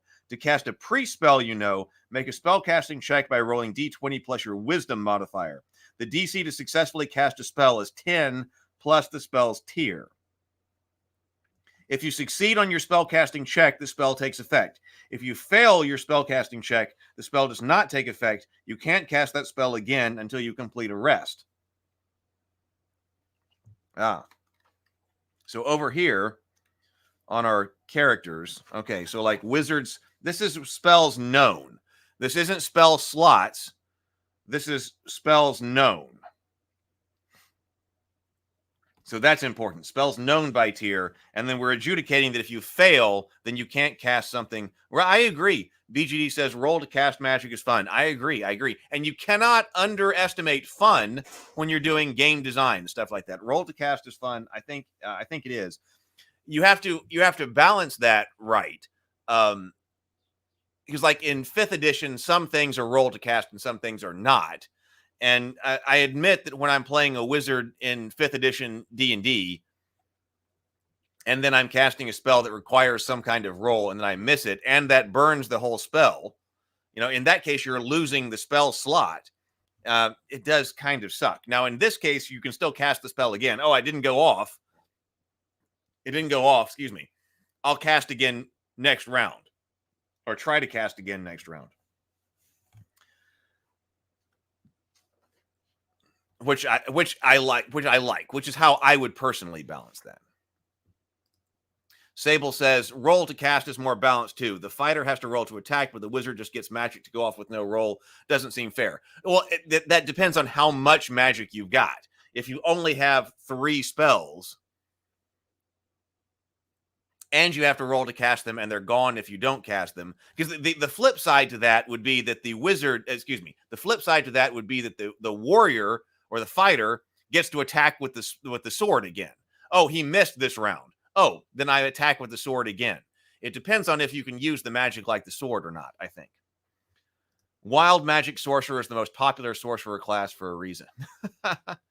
Yes, people like to roll on table. You cannot the wild magic. I remember that even in D&D, AD&D, the wild magic tables. Having some risk to something as powerful and as dangerous to magic is as flavorable as well as fair. But also in that case, it also depends on, is it powerful and dangerous? Because if your spell casting is only as powerful as the warrior sword swing, then it needs to kind of be mechanically similar to the sword swing. But if it is really powerful and dangerous, then it's okay for it, okay, you didn't do anything this round. I tried, it didn't go off this round, even though the fighter still swung his sword, because next round I may try to do something, I may be able to do something more powerful again. PH says, talking about Runehammer's ICRPG and Wizard versus Cleric, there's a video of him talking about his vision of classes. It's great. Barbarian, make a fighter and go out with armor. Monk, get rid of it. Everybody around here is a fan of the ICRPG. I need to see, so actually, of course, there's a lot going on, but actually, I need to see if the ICRPG can integrate with the Tavern software, because the ICRPG has its own VTT, right? I don't know why I hadn't thought about this until now. Let me make note of this over here. Check to see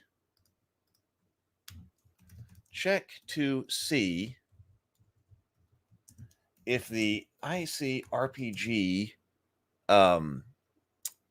VTT can integrate with the coffee shop. That would be great if it could, because I know a lot of people like that one, and a lot of if they haven't played it, want to.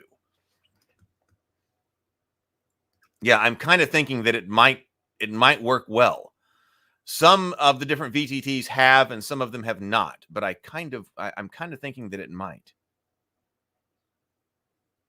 Trey says, I would love to see a system where the table for the miscast table start wild magic as they get better. I would love to see a system where the table for the miscast tables start wild magic, and as they get better, the rolls get less wild. Yeah.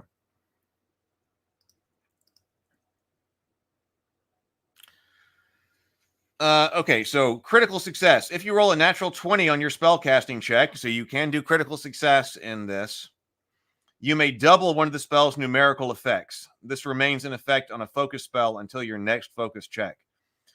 On a critical failure, if you roll a natural 1 on your spellcasting check, the spell does not take effect. If it was a focus spell, the spell ends immediately. Wizard spell. If the spell was a wizard spell, you can't cast that spell again until you successfully complete a rest. You must roll on the wizard mishap table corresponding to the spell's tier. So we do have, oh, look, wizard mishap table. Priest spell. If the spell was a priest spell, your deity greatly is displeased and revokes his power. Oh, and a critical failure? But this is 1 in 5 times. You can't cast the spell. Oh, that spell again. You can't cast that spell again until you complete ritualistic penitence to your deity and successfully complete a rest. Okay. So you don't completely eliminate your deity doesn't completely revoke your divine whatever. It's just for that spell. Penance. GM determines the exact nature of the penance you must undertake based on your deity and alignment. Penance requires a holy quest, ritualistic atonement, or a material sacrifice that you donate or destroy.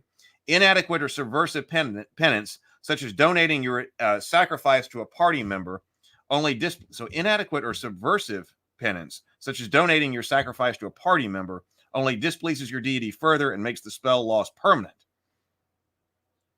Sacrifice value based on spell tier.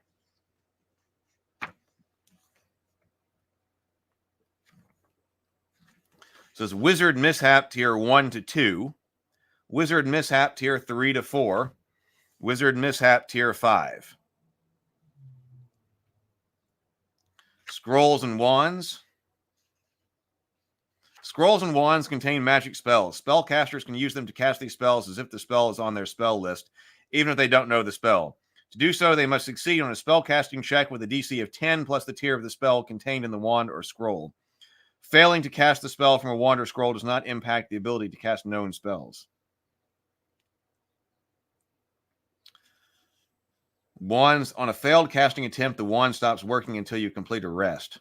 On a critical failure, the wand permanently breaks, and the caster and the casters with mishap tables must roll a mishap. Spell attributes. Priest spell list. Tier 1. Cure wounds, holy weapon, light, protection from evil, shield of faith, turn undead. Tier 2. Augury, bless, blind, deafen, cleanse weapon, smite, zone of truth. Tier 3. Command, lay to rest, mass cure, rebuke unholy, restoration, speak with dead. Tier 4. Commune, control water, flame strike, pillar of salt, regenerate, wrath. Tier 5. Divine vengeance, dominion, heal, judgment, plane shift, prophecy. Wizard spell lists. Got more on each spell list.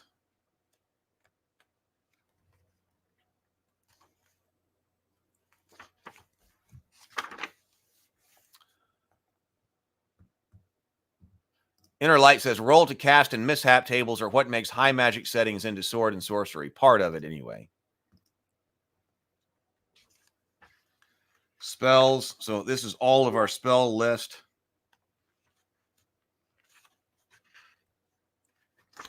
All of our information about spells. What's Pillar of Salt?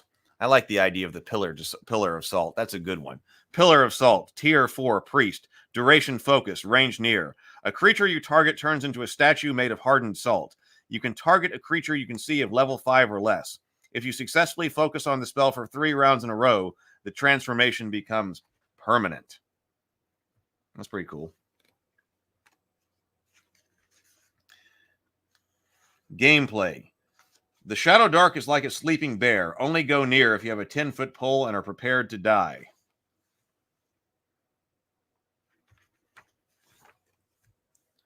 Oh, luck tokens. Advantage, disadvantage, we know about that. Canceling out. If a D20 shows a natural 20, then what you're doing succeeds at your maximum capability.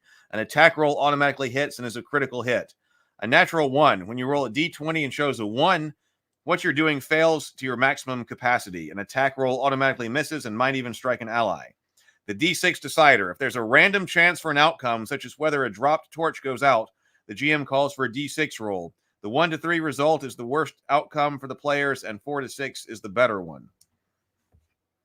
What is luck tokens? Vision says, good old 10-foot pole. Nothing beats that. Yes, that's why I like it. It's very biblical. Luck tokens. Sometimes the GM awards a luck token to a player for exceptional role-playing, heroism, or just plain coolness. Big sacrifices, moving speeches, or incredibly daring maneuvers might be worthy of luck tokens, whether or not the character's actions were successful. Each player can only have one luck token at a time. You can cash in a luck token to re-roll any roll you just made. You must now use the new result. You can also give your luck token to a companion. So a luck token is a re-roll. The GM might award 2 to 3 new luck tokens per player during the course of a session with a pulpy, heroic feel. Alternatively, the GM might not give out any luck tokens during a game session that is grim, difficult, and dark. Using stats, making checks. Usually you succeed at what you're trained to do without needing to roll a check. For example, the wizard is always able to read magical runes, and the thief always finds a trap if searching in the right place.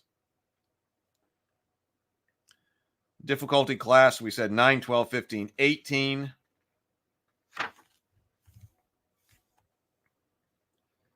Time passes in the game world at the same pace it's passing in the real world. 1 minute or hour of game time is equal to 1 minute or hour in real time. This matters for tracking light sources because most light sources only last for 1 hour of real time. If you can't track real time in your game, assume 1 hour is equal to 10 rounds.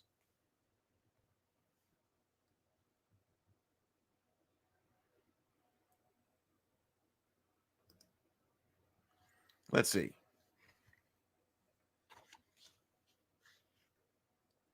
Time passes. Initiative. How are they handling initiative? Shadowdark is played in turn order from right at the start. At the beginning of the game, the GM establishes initiative, or the order in which the players act. Everyone rolls a d20 and adds their dex modifier. Okay, pretty standard. The person who rolled the highest takes the first turn, and then the turn order proceeds clockwise from that individual. Okay, so you're not bouncing around. Okay. But you roll to see who goes first, and then go around in a circle. Or freeform mode. Initiative need not be strict. Some GMs keep only a loose round robin, allowing the players to decide their turn order and actions before circling back to the GM's turn. Players might declare their actions as a group or act simultaneously, and the GM will need to adjudicate. A round passes once everyone has acted. So crawling. And I think crawling means dungeon crawling, not actually crawling around.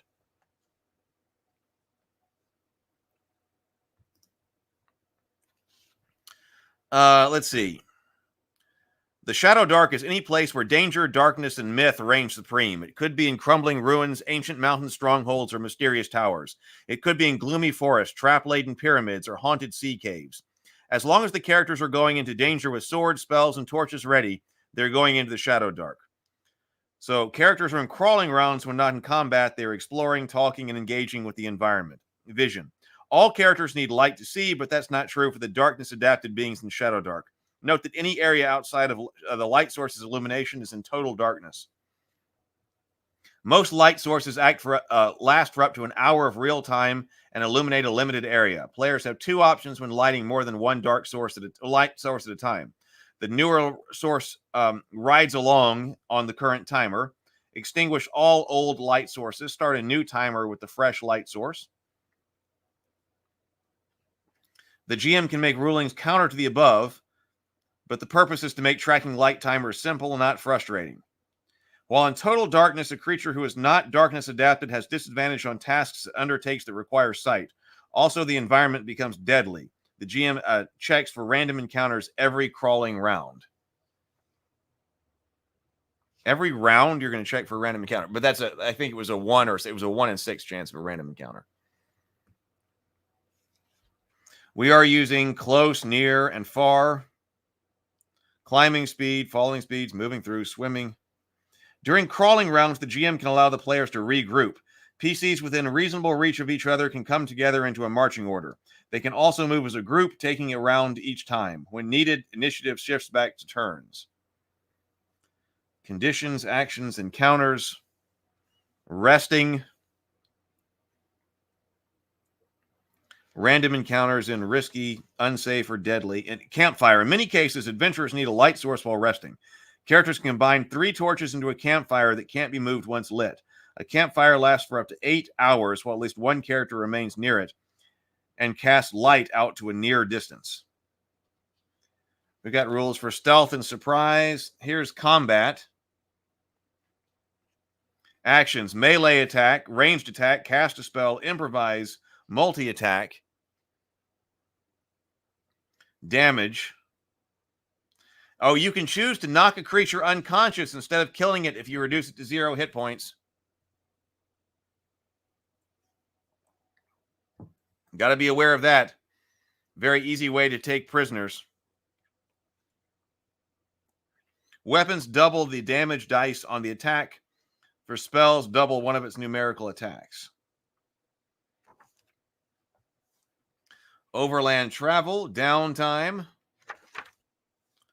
Here's your carousing. So this was something that was new right here, right? Let's see. Carousing.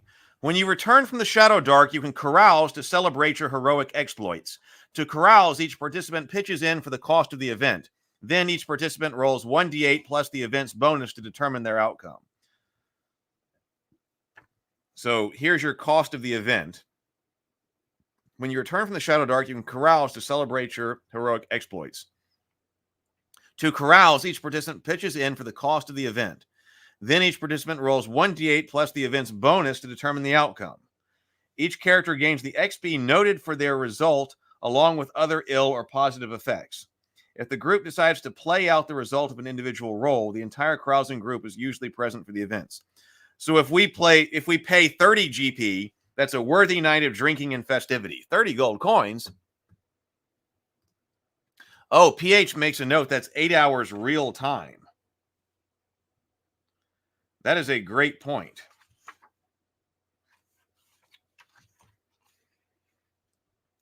That a campfire lasts for up to 8 hours while at least one character remains near it.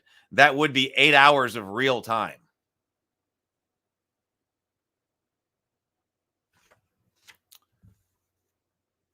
See you later, George. Happy New Year.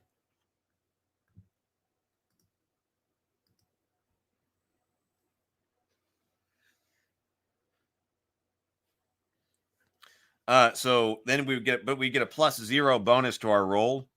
But if we spend 100 GP, that would be a full day and night of revelry, gambling, and recounting my exploits. 1,200 GP would be a spirited feat lasting 10 days that attracts hordes of revelers and takes over an entire town or city district. That would give me a +5. D8.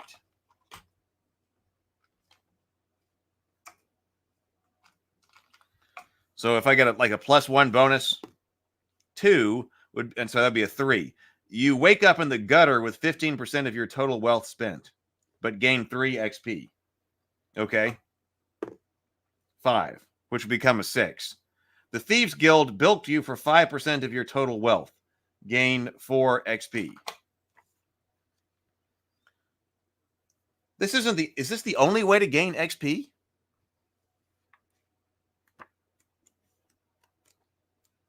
How do we handle XP? We knew how much we should be getting. Awarding XP. Modes of play. I just saw that.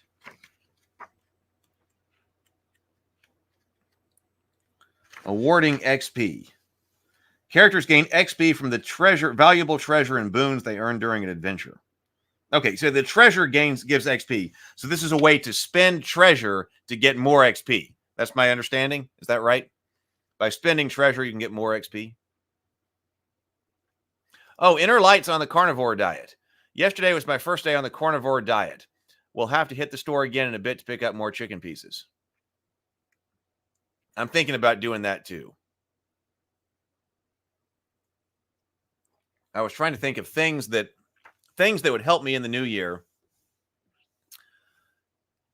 reduction in carbohydrates, whether that's carnivore or whatever, no technology in the bedroom, and then also no alcohol might, those three things might be really good.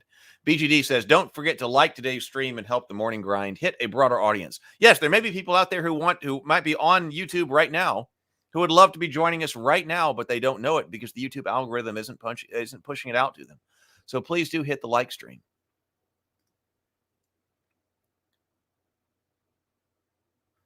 PH says, Barbarians of Lemuria had a similar system to gain XP, carousing and losing all your treasure to level up. You had to describe how you spent it all. Oh, James is a fan. I've never lost weight faster than when I was on carnivore. Oh, so it looks like this is the year of this. We'll have to check up and see how we're doing. Vision says, doing the same thing, doing grilled chicken with greens tonight. Yeah, no tech in the bedroom is an important rule. You could try paleo if giving up carbs is hard. It's primarily meat, vegetables, and simple and unprocessed carbs. Yeah, I had friends who did paleo years ago a lot, who were really big into the paleo diet. Let's see. Okay, so carousing, wizards and thieves. What is this? Oh, this is a game? Wizards and thieves. In smoky gambling dens, raucous taverns, and dim-backed alleys, the clatter of dice signals a game of wizard and thieves.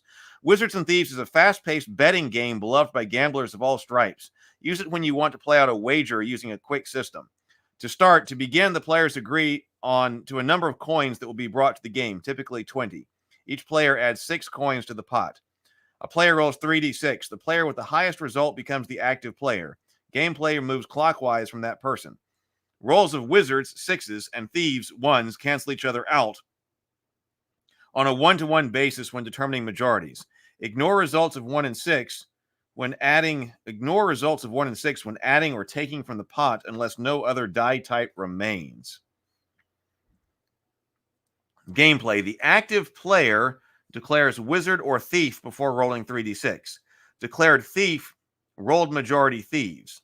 Okay, so your active player declares wizard or thief. If you declared thief and roll majority thieves, the active player takes coins from the pot equal to the lowest remaining die after cancellations and ignores.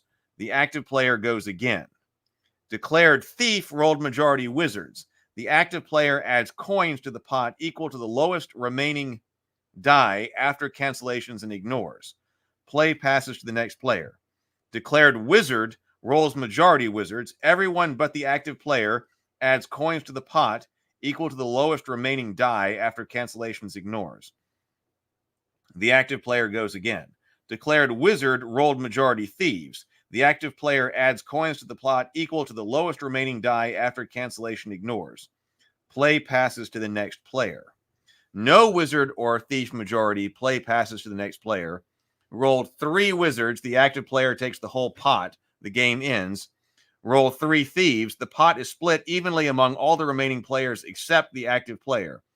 The active player gets any remainder that doesn't divide evenly, a result called honor among thieves. The game ends. Huh.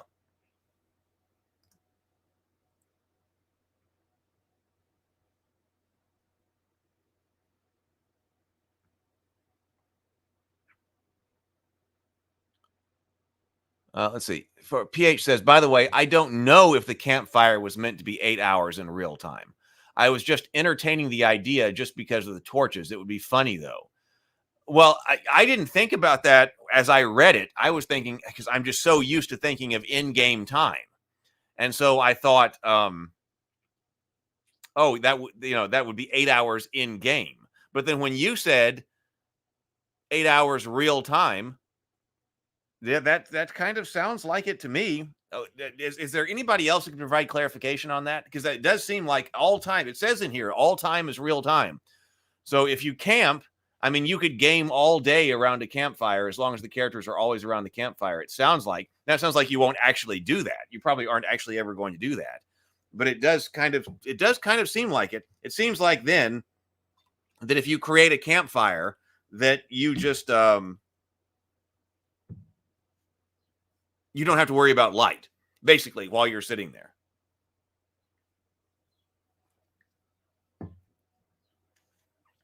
Hey, I do that too. Adding salt to water and having salt water. BGD says, I have been going 40% calories from protein, 40% calories from healthy fats, and 20% calories from low-impact carbs for months now, and it's worked well for me. The Geekverse. We're improving ourselves in all ways here on the Geekverse, in the Geekverse. Redmond real salt.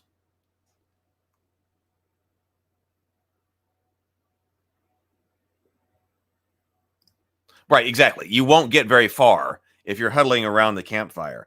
But 3 torches gets you basically all the light for an entire, like even close to an all-night gaming session. But you're not going to be doing very much. The game ends when the pot reaches 0. If a player runs out of coins, that player is out of the game. If all but one player loses their last coin, the pot goes to the player whose turn it would have been after the last roll. The game's winner is the person who ends with the most coins. Low stakes played for copper. Single drinks, bragging rights, minor baubles. Mid stakes paid for gold, drink rounds. It's interesting. We'll have to see how to play this. Actually, it might be interesting to also, we could set this up in the in the coffee shop, probably.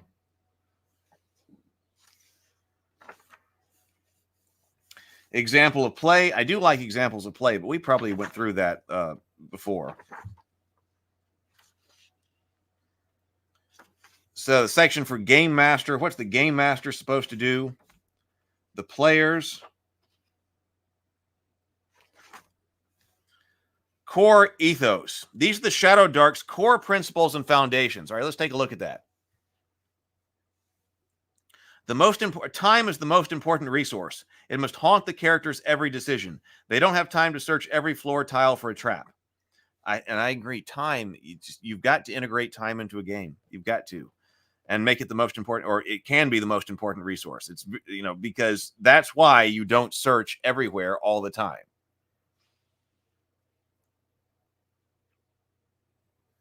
Darkness. Respect the darkness. It's the true foe.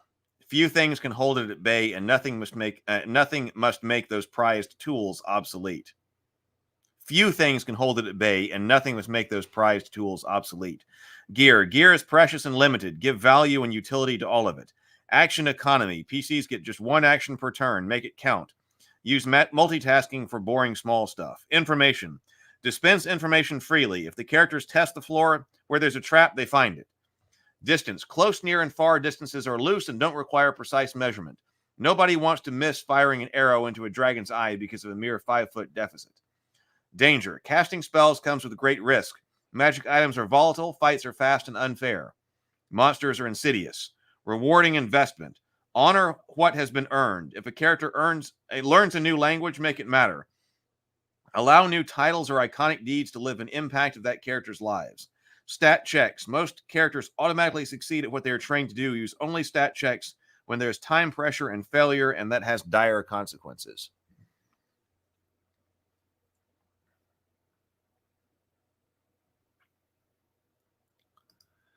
Lynn says, when I think back, the most boring game sessions I played have been those where there's no time pressure and the players end up just dithering and discussing options.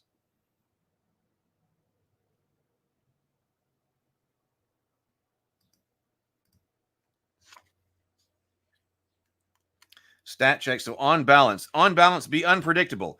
In this book, more than a few words are spent explaining the typical amount of treasure or the average build of a monster.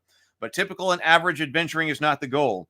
These numbers are calibrations, so you should know where to start. Use them to feel out the rudder of your game and know what makes something easy or hard. Then become unpredictable. If the players think they can win every fight, they won't feel fear. They won't be careful. They won't use their wits. If all treasure is similar in value, there will be no epic trophies to pursue, no motivation. Instead, fill your world with stark dangers and stunning treasures. The most glorious victories are the hard-earned ones. Telegraph danger. When you remove predictability, you'll want to add replacement ingredient, telegraphing danger. Don't make threats a secret unless the players utterly failed to gather information. Or the characters are getting close to a manticore's if the characters are getting close to a manticore's cave, describe the crushed skulls and bones and reek of rotting meat and the silence of the birds. Choices matter. A choice between two identical options. Which door do you open? The one to the left or the one to the right? It's not actually a choice. Players need a way to gather information about their options and make an informed decision. That creates interesting choices. Careful players should be able to find the deep claw marks on one of the doors or catch the low snoring on the other side. Information on running the game here. You are the GM. You are not the player's enemy. You're portraying the world as it is. Roll your dice in the open. Oh, this says roll your dice in the open and let the players create their own trouble. Shadowdark RPG has the following mechanics that tempt players into into taking risks.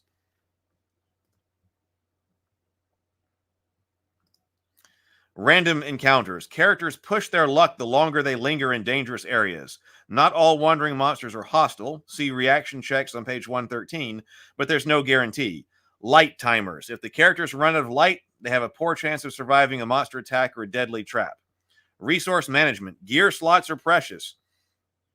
Is it more important to make room for treasure or bring extra torches? XP. The temptation of treasure and XP pulls many characters deeper into the dungeon. Character death will happen, especially among zero-level adventures. The dice can be fickle, and crawlers sometimes get into more trouble than they can handle down in the Shadowdark.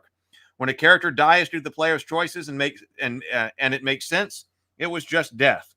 If there's uncertainty, did you remember to add your Constitution modifier to death timer? Clarify, and then let fate fall. If a game world without death is one without risk or tension. Says set the tone. Let there be darkness. Attack the light. A main source of time pressure in Shadowdark RPG is the limited duration of light sources. Vision says, when making characters in tabletop RPGs, I always like taking an uncommon language. Never getting to use it was lame, but there was one game I played it where I got to use one. It was a fantastic moment. What was the game where it said if you have extra languages, just declare those languages in play to make sure they're used? Which game was that?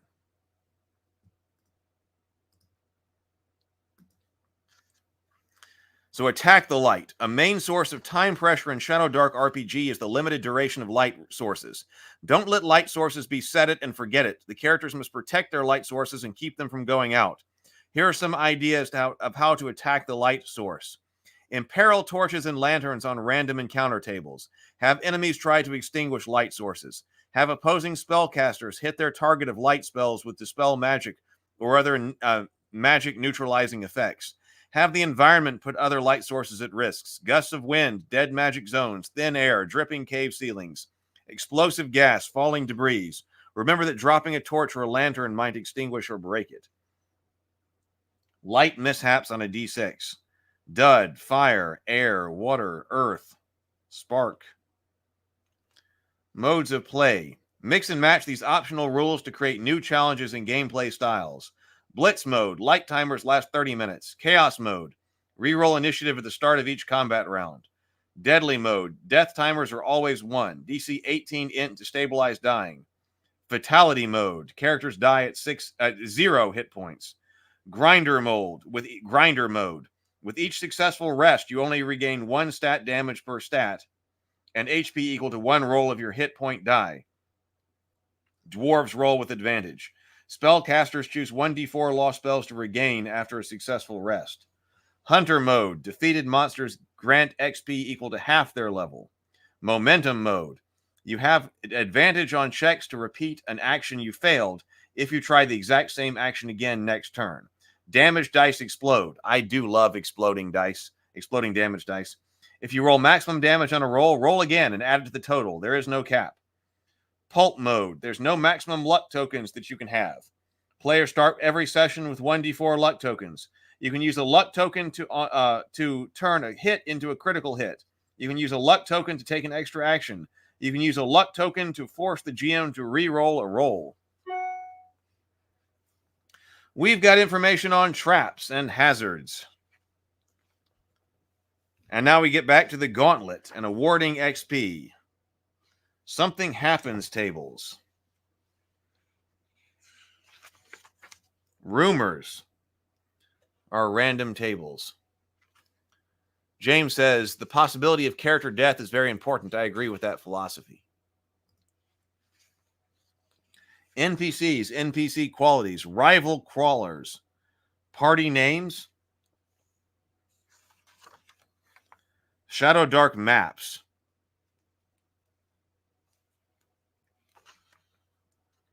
Overland hex map, settlement maps, taverns, the tavern generator, foods, drinks, shops. Okay, so just this is all okay. We got Arctic encounters. Yes, this is all of our encounter tables and all of that. So I think we came around. I want to take a look at this GM screen. But I mean, pretty cool. Pretty cool. I understand why people are into it.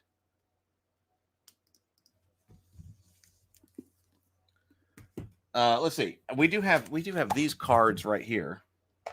And then also let's see what this GM screen is like. I see that Vision says something happens tables are fun. It's like a box of chocolates.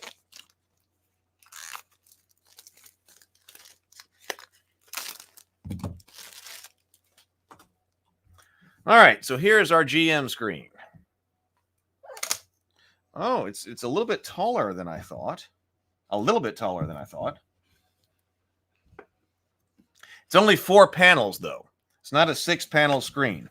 So it's a 4-panel screen, which makes it a little bit shorter. So it's I thought it was going to be taller, actually. I thought it was going to be shorter, and I thought it was going to be wider. So it's a 4-panel screen. Let's see. Here's our dark art on it.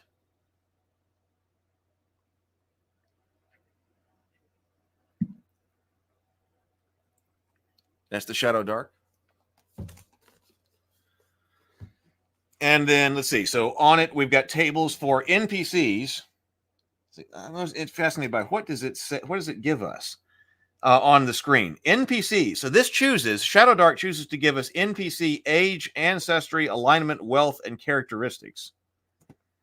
Here, names by syllable, generating an occupation, random encounters, 1d6 chance, how to generate a random encounter,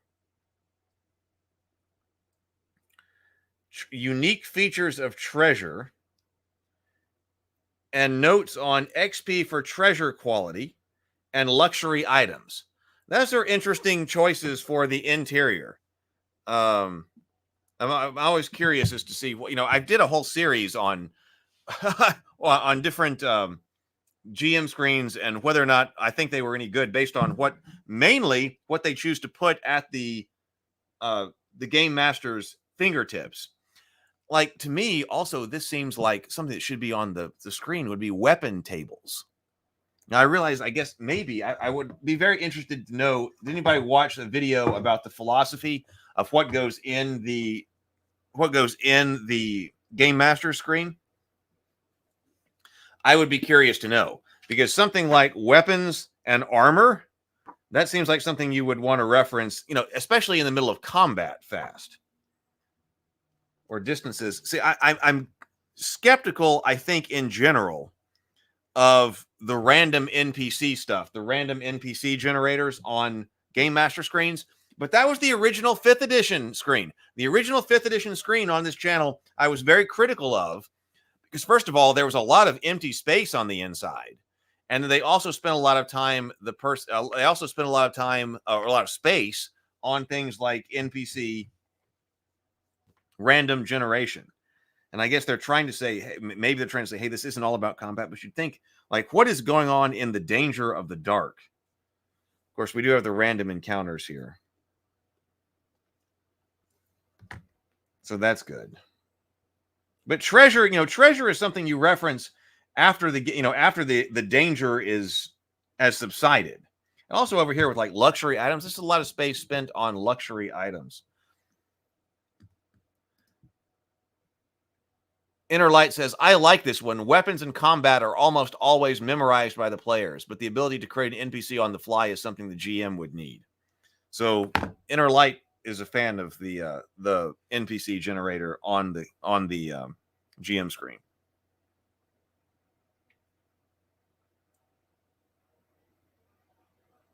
What do other people think?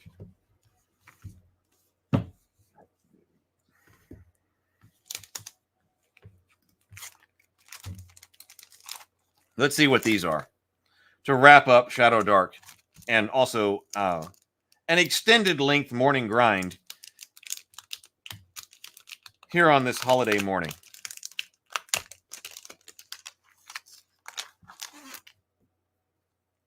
So we've got ooze cubes. So we got it's just got a picture on the back. Each one of these has a picture on the back. Ooze cubes, gelatinous cubes, can mutate to become magnetic, necrotic, or even regenerative. Heal cube, magnetic cube. So a heal cube is a massive cube of clear slime with a faint pink color. Plump mice and centipedes drift around inside. Creatures in cube heal 1 HP per round. So it's like a Bacta tank? Is that like a Bacta tank? Rubbery, half damage from stabbing weapons. Whereas the necrotic cube is a green tinted cube of clear jelly with bleached skeletons adrift inside. Necrotic cubes have 1d6 skeletons inside them. Each round, one escapes to attack the cube's enemies on a d6 roll of 1 to 3. Brain Eater. Brain Eaters build spiral-shaped citadels inside massive caverns deep beneath the earth. An ancient alpha brain guides each colony, telepathically deploying its children in the service of eons-long plots. So that right there, that's the Brain Eater. Alpha brain, big brain dog. Brain dog, a wet purple brain with dog-like legs. Guards Brain Eater colonies. Brain Eater elder. Zero the Blade says, NPC generation is useful if you need to create someone that you weren't expecting the party to fight or to find or fight. Daniel says, I like these, but how are you expected to use these in the game? I'm not exactly sure. Were these like stretch goals or things added in or something? I'm not sure. How are you expected to not share these art? They are big cards. They were emailed to backers too, if I remember correctly, and the Ranger class. Oh yeah, I do remember like the creation of the Ranger class. So these were stretch goals. So that's a good way. This is a good way to do stretch goals, because if you already have like the book laid out, you know, if you say like, hey, you know, let's do some stretch goals, we'll add in Brain Eaters. Well, then you'd have to relay out the whole book, and that's not practical.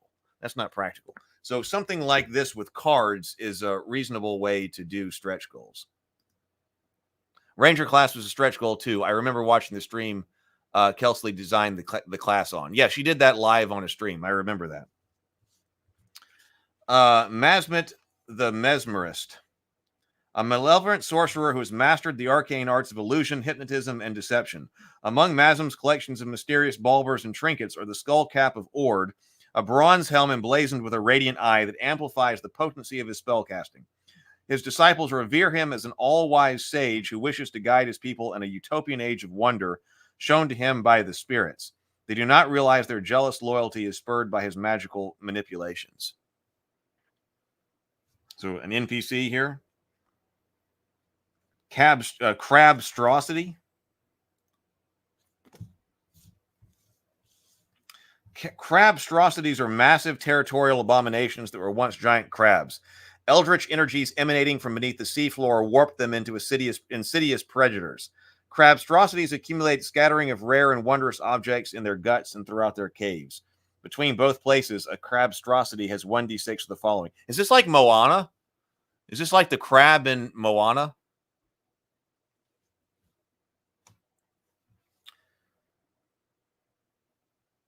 All right. Well, that's what we got for Shadowdark.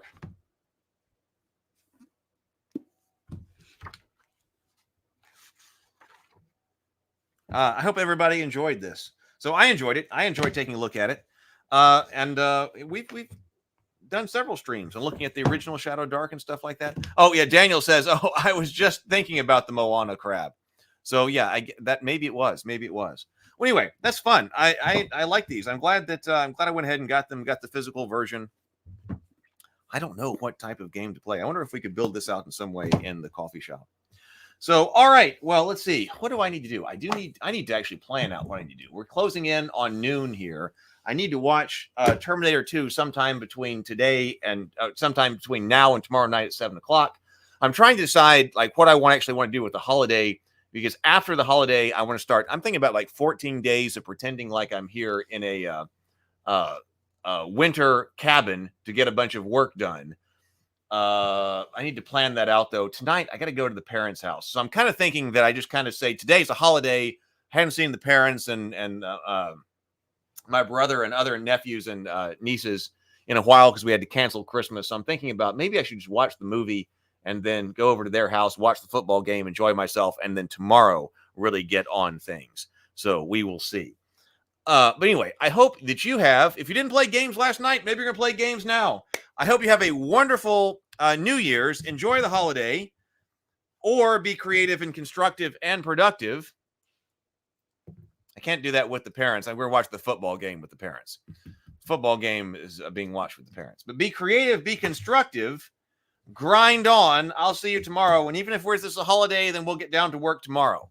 So have a wonderful day. Really enjoyed hanging out with you this morning. Really enjoyed the stream. Great conversations, everybody. Loved it. Talk to you later. Happy New Year.